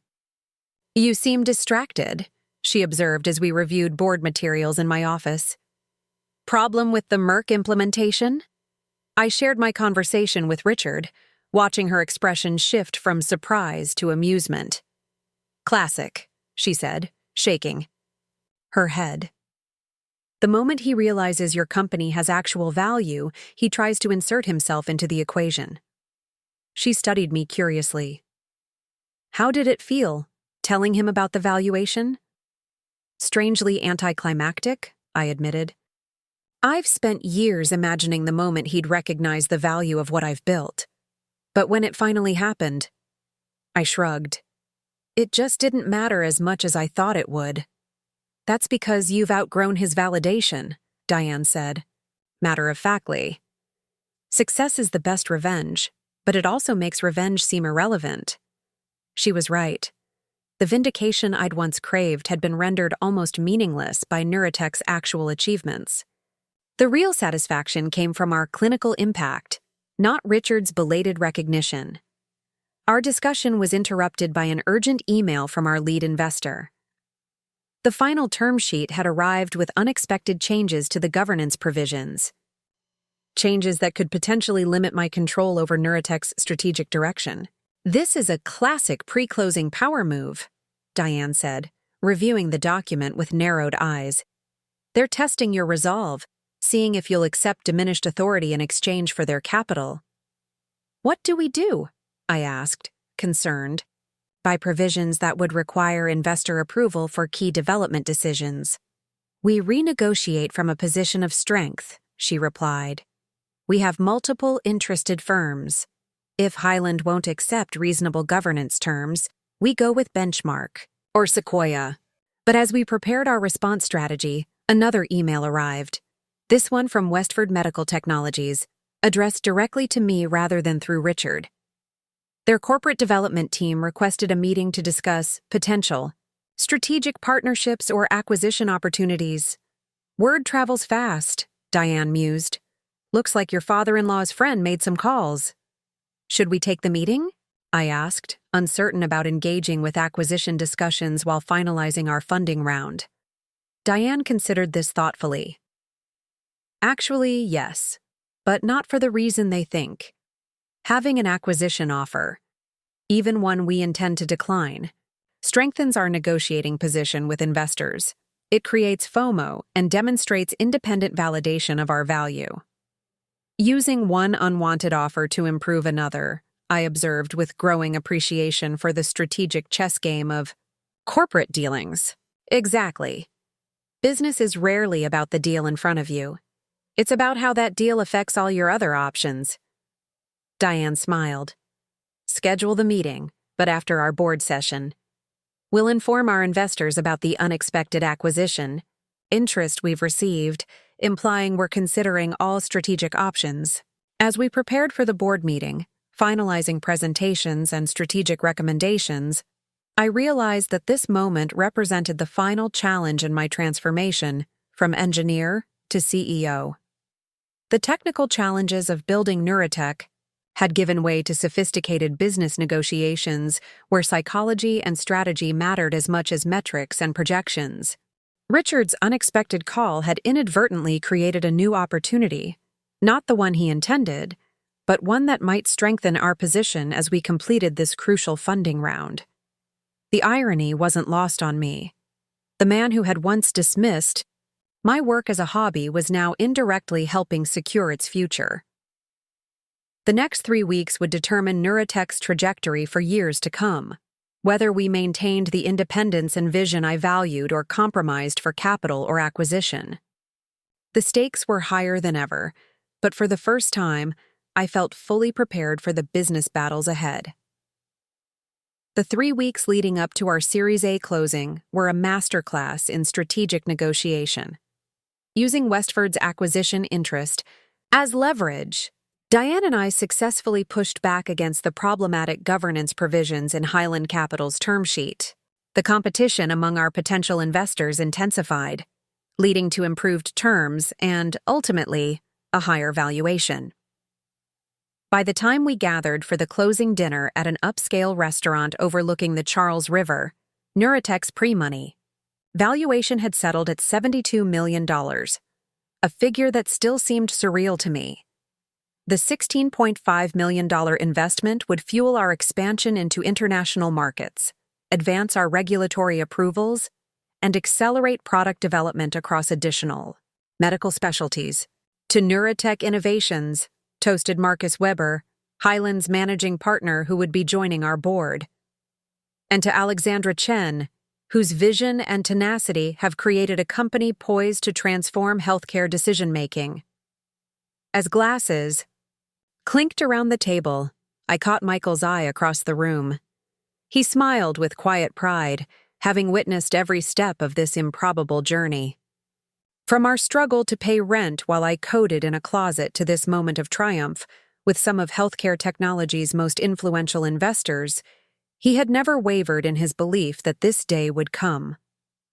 After dinner, as investors and team members mingled over dessert and coffee, Marcus pulled me aside. "I want you to know something, Alexandra," he said, his usual brisk manner softened by the occasion. "We looked at 17 AI healthcare companies this quarter. What set Neurotech apart wasn't just your technology. It was your clarity of purpose. You built this to solve a real clinical problem, not to chase investor capital." His comment touched on something fundamental about our success. Neurotech hadn't been created to attract funding or generate headlines. It had emerged from a genuine desire to improve treatment decisions for patients with complex conditions. That authentic mission had attracted not only investors, but also the talented team members, clinical partners, and advisors who made our growth possible. The next morning, surprisingly free of a celebration hangover, I arrived at the office early. The funding announcement would be released at 9 a.m., and I wanted a moment of quiet reflection before the day's whirlwind began. Our communication director had prepared press materials highlighting not just the investment, but also our clinical validation results and the healthcare impact of our technology. The story would focus on patient benefits rather than valuation figures, an approach I had insisted on despite investor preference for emphasizing the financial milestone. At 8:45, my phone rang with a New York number I immediately recognized. "Richard," I answered, surprised by his timing. "Good morning." "Alexandra." His voice carried an unfamiliar note, something between hesitation and respect. "I've just seen the press release draft that's going out this morning. $72 million? Of course. The investment syndicate included a firm where Richard's golf partner served as a limited partner. News traveled fast in these circles. "Yes, that's the pre-money valuation," I confirmed. "The round closed last night." "I clearly misjudged the scale of what you've built." Each word seemed painfully extracted. "Westford has been calling me daily, pressing for that introduction. I told them it was your decision, of course. We're meeting with them next week," I said, not for acquisition discussions, but to explore potential strategic partnership opportunities. Their hospital network could accelerate our clinical implementation. "I see." A long pause followed. "Well, congratulations are in order. This is quite an achievement." "Thank you, Richard." Another pause. "I'm coming to Boston next Thursday for A real estate conference. Perhaps we could meet. I'd like to better understand what Neurotech is doing. Michael mentions it sometimes, but I realize I've never properly engaged with your work. The invitation represented exactly what I had once craved: Richard's undivided attention and genuine interest in my professional achievements. Yet now, it felt almost unnecessary, an afterthought to a journey I had completed without his support or understanding. Thursday would work, I said, surprised by my own emotional detachment. We can have lunch at the office. Our chief medical officer is presenting our latest clinical results that morning. You might find it interesting. After we hung up, I sat quietly processing this subtle but profound shift in our dynamic. Richard was now seeking my time, asking to understand my work, positioning himself as interested in what I had built. The power balance had irrevocably tilted, not because I had demanded recognition, but because the objective reality of Neurotech's success had forced a recalibration of his perception. The press release went out at 9 a.m. sharp. Within hours, my inbox overflowed with congratulatory messages, partnership inquiries, and interview requests. Our website traffic spiked dramatically, and LinkedIn notifications became a constant ping as industry professionals engaged with our announcement. Midday, Michael called from his law firm. Have you seen the Wall Street Journal coverage? They're calling Neurotech Healthcare AI's breakout success story and describing you as a visionary leader bridging technical innovation and clinical application. I laughed at his obvious delight. I've been in meetings all morning. The team set up a press coverage dashboard, but I haven't had time to check it. Well, prepare yourself. Your little hobby is suddenly very public. He paused. Oh, and my mother called. Dad apparently told her about your funding news and your meeting next week. She sounded genuinely impressed and a little confused about how it all happened so suddenly. So suddenly, I repeated, amused by the characterization of a 4-year journey as an overnight success. If only they knew about the crashed hard drive, the borrowed laptop, the nights coding until dawn. Maybe it's time they did, Michael suggested. When Dad visits next week, maybe it's finally the moment to tell the whole story. Thursday arrived. With unusually perfect Boston weather. Clear skies, gentle breeze, the kind of fall day that makes New England famous. I had arranged for Richard to attend Dr. Kwan's presentation on our clinical validation results, followed by lunch in our conference room overlooking the Cambridge Innovation District. I greeted him in the lobby, noticing small changes since our last meeting 9 months earlier. He seemed somehow diminished, still impeccably dressed and groomed, but less imposing, less certain in his movements. Impressive offices, he commented as I led him through our workspace. Very professional. I suppressed a smile at his surprise. Had he expected beanbag chairs and ping-pong tables? The stereotypical startup aesthetic had never appealed to me. Neurotech's space was deliberately designed to reflect the seriousness of our healthcare mission. Dr. Kwan's presentation was comprehensive and compelling, showcasing how our algorithm had outperformed standard clinical protocols across multiple specialties and patient populations. Richard sat attentively in the back row, occasionally noting something in a small leather notebook. Watching him absorb information about Neurotech with genuine concentration felt surreal after years of his dismissal. During lunch, served by our office manager in our glass-walled conference room, Richard asked unexpectedly thoughtful questions about our technology, business model, and clinical impact. Gone was the condescending tone that had characterized his previous inquiries about my computer thing. The valuation is obviously impressive, he said as we finished our meal. But I'm more struck by the potential patient impact. If your system performs as demonstrated in Dr. Kwan's presentation, it could significantly improve treatment outcomes for complex cases. That's always been the goal, I replied.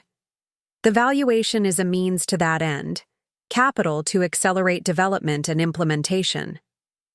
Richard nodded slowly, studying me with new eyes.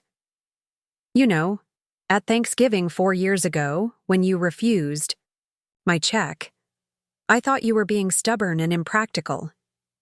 I remember, I said simply. I was wrong.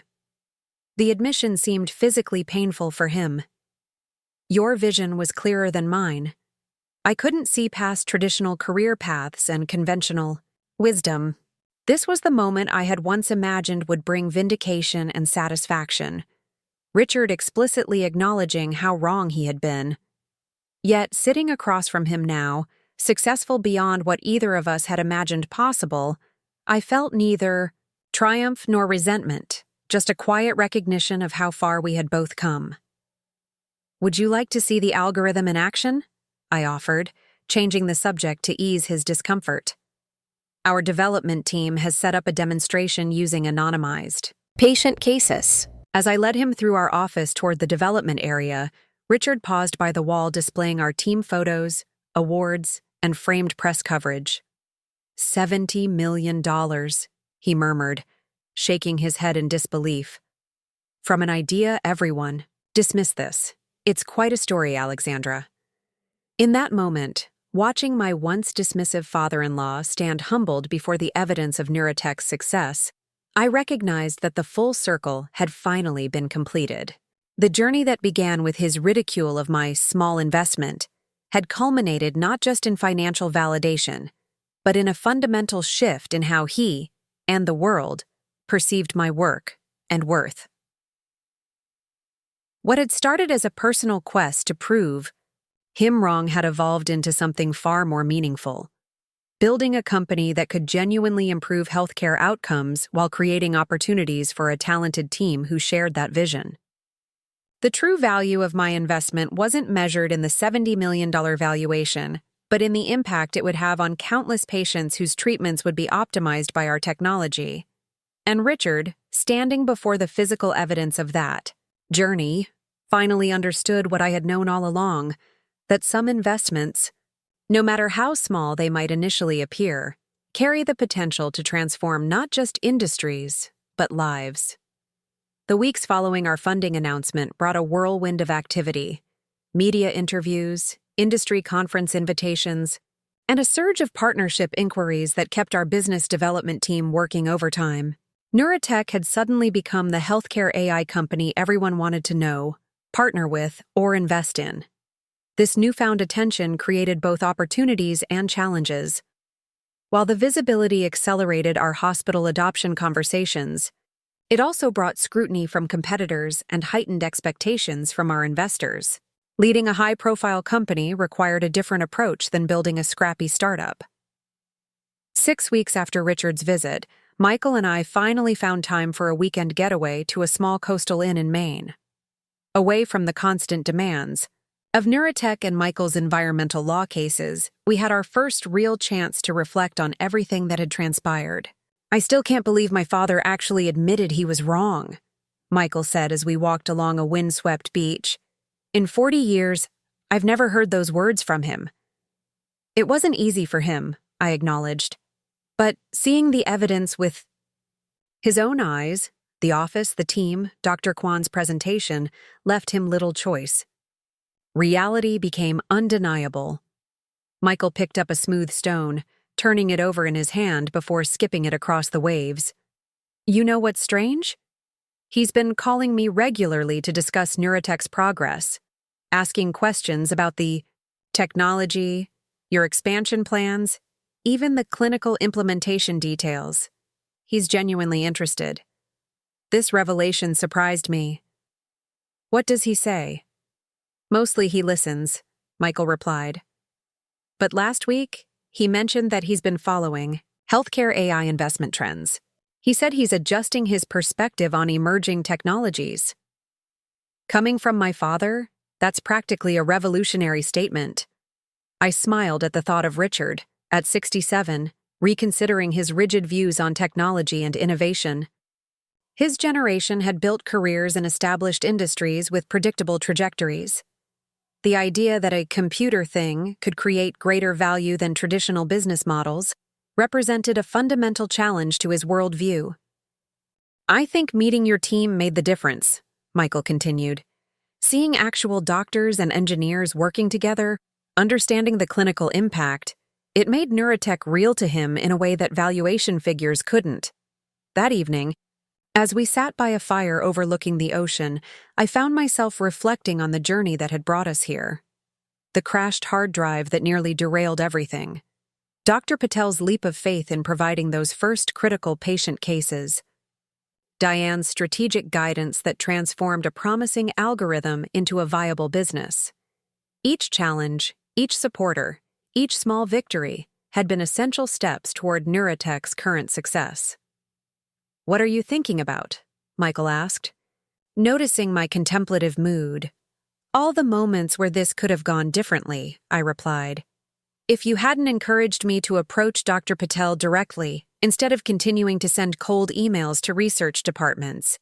If Raj hadn't rescued our data after the crash. If Diane hadn't taken a chance on us when we couldn't pay her fees up front. If my father's dismissiveness hadn't fueled your determination to prove him wrong," Michael added with a knowing smile. I laughed, acknowledging the irony. True, his skepticism was probably the most consistent motivation in those early days. Every dismissive comment became another reason to make neurotech succeed. And now? Now? I considered the question seriously. Now I realize his opinion was never actually relevant to what we were building. The algorithm works or it doesn't. The technology improves patient outcomes or it doesn't. Those realities exist independently of anyone's belief or disbelief. Michael nodded. That's the wisdom in all this, isn't it? Success isn't about proving critics wrong. It's about being right about what matters. His simple articulation captured exactly what I had come to understand through neurotech's journey.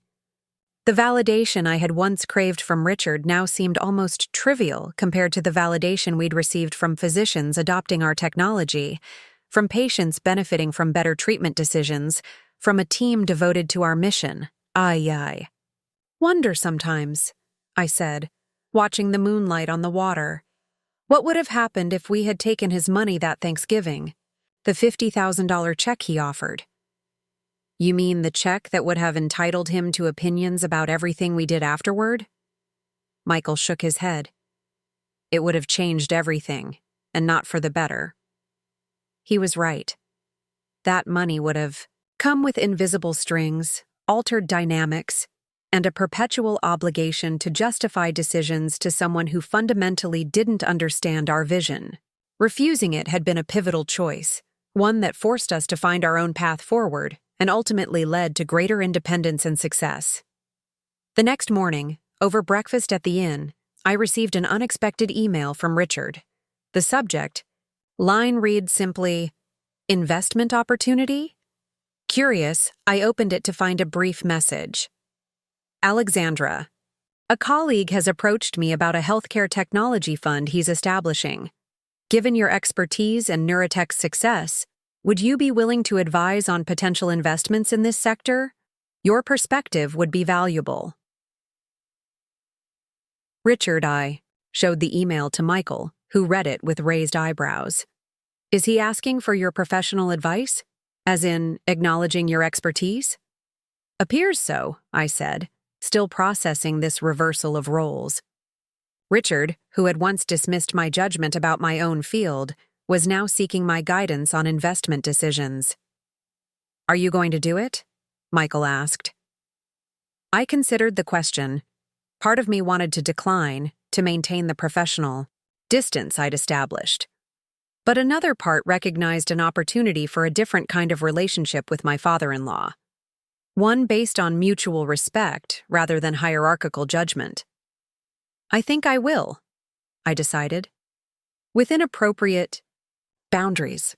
It might be interesting to engage with him as a professional peer rather than just his son's wife with a hobby. As we packed to return to Cambridge, I reflected on how completely the dynamic had shifted. I had once desperately sought Richard's approval, then actively resented his dismissal, then worked to prove him wrong. Now I found myself in a position to offer guidance in an area where he acknowledged my superior expertise. The journey had come full circle, but more importantly, it had taught me something essential about validation and worth. True confidence doesn't come from external recognition, not from investors, not from the press, not even from once skeptical family members. It comes from knowing the value of what you've built, understanding its impact, and recognizing your own growth through the building process. Neurotech had succeeded not because I needed to prove Richard wrong, but because the technology addressed a genuine need in healthcare.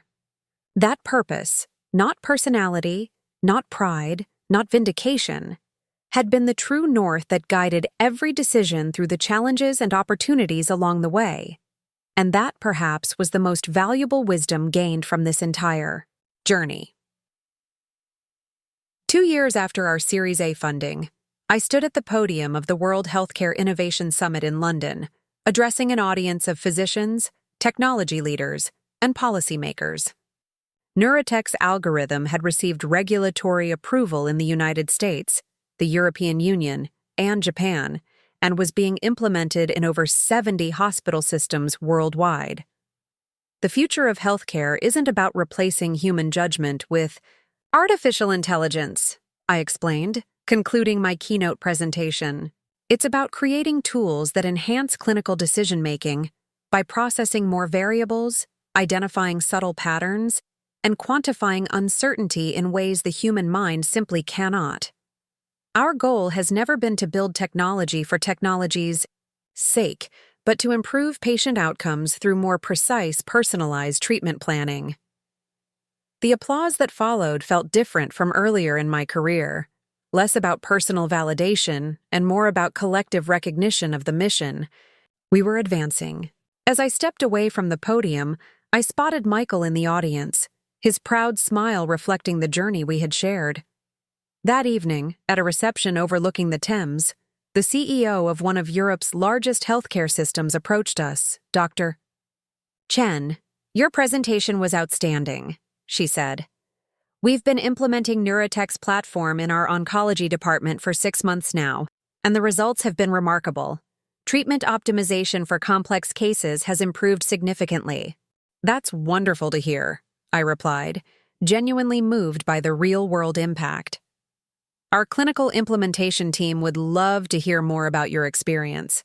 We're constantly refining the system based on physician feedback.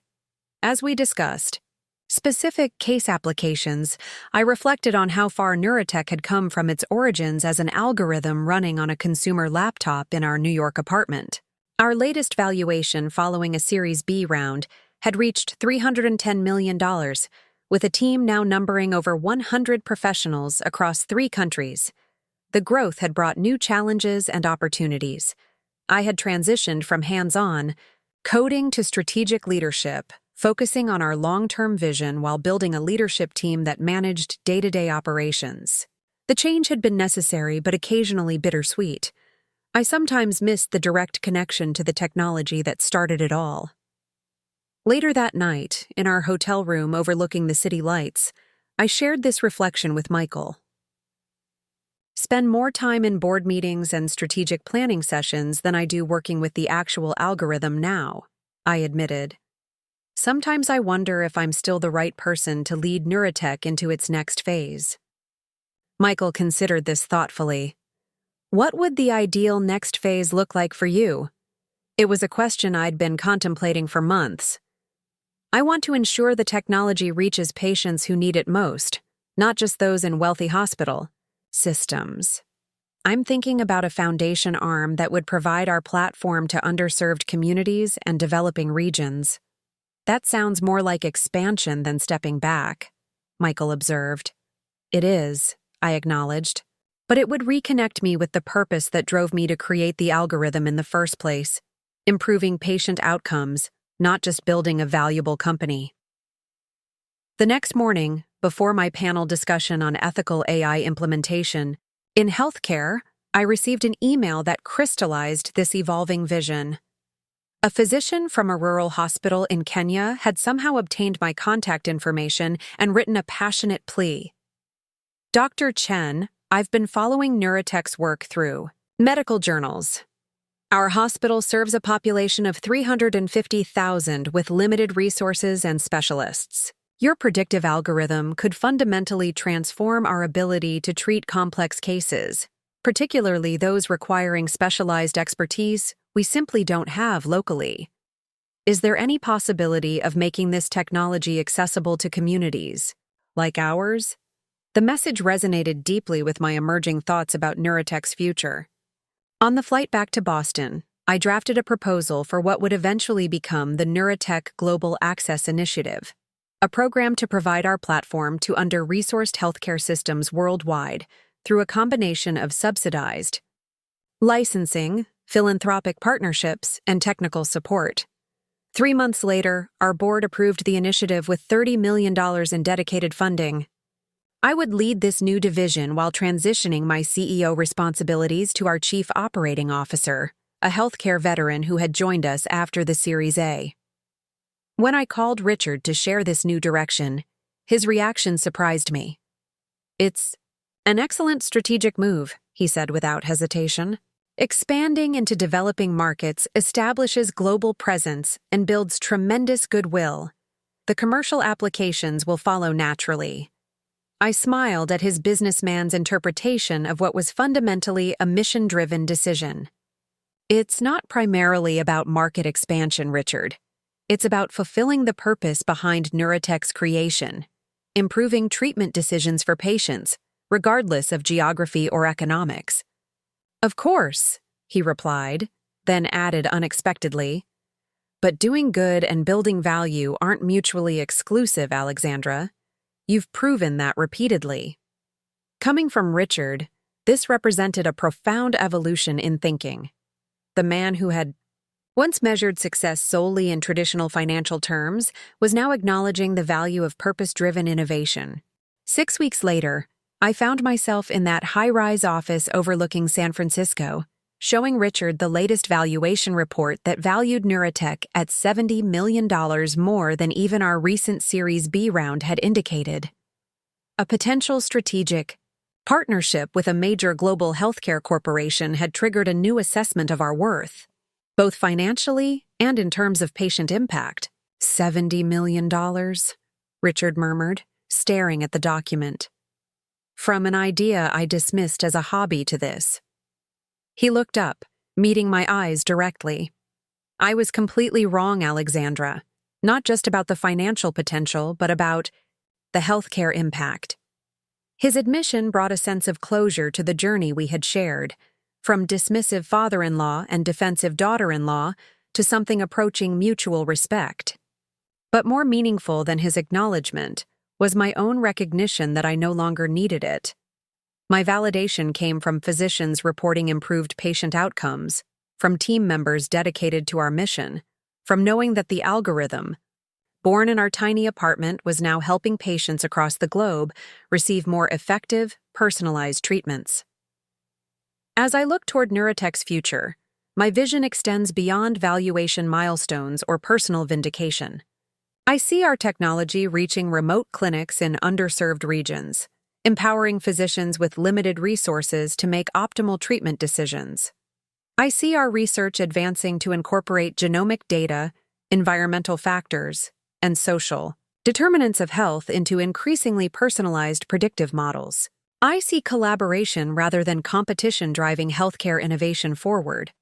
The journey from ridiculed small investment to $70 million valuation taught me that the greatest returns aren't measured in dollars but in impact, in growth, in purpose fulfilled. What began as a personal quest to prove a skeptic wrong evolved into something far more meaningful, a mission to transform healthcare decision-making for patients worldwide. And that mission, unlike the validation I once craved, has no ceiling, no final destination, no moment of completion. It stretches forward into a future where technology serves humanity's deepest needs, where innovation bridges resource gaps, and where success is measured in lives improved rather than critics silenced. That is the vision that drives me now, one that my former self, defending her hobby at that Thanksgiving dinner years ago, could barely have imagined but somehow always knew was possible. Looking for more? We've got 2 amazing stories ready for you right on screen. If this one touched you, these are absolutely worth your time. Click to watch them now. And hey, subscribe and hit that bell to never miss our latest uploads.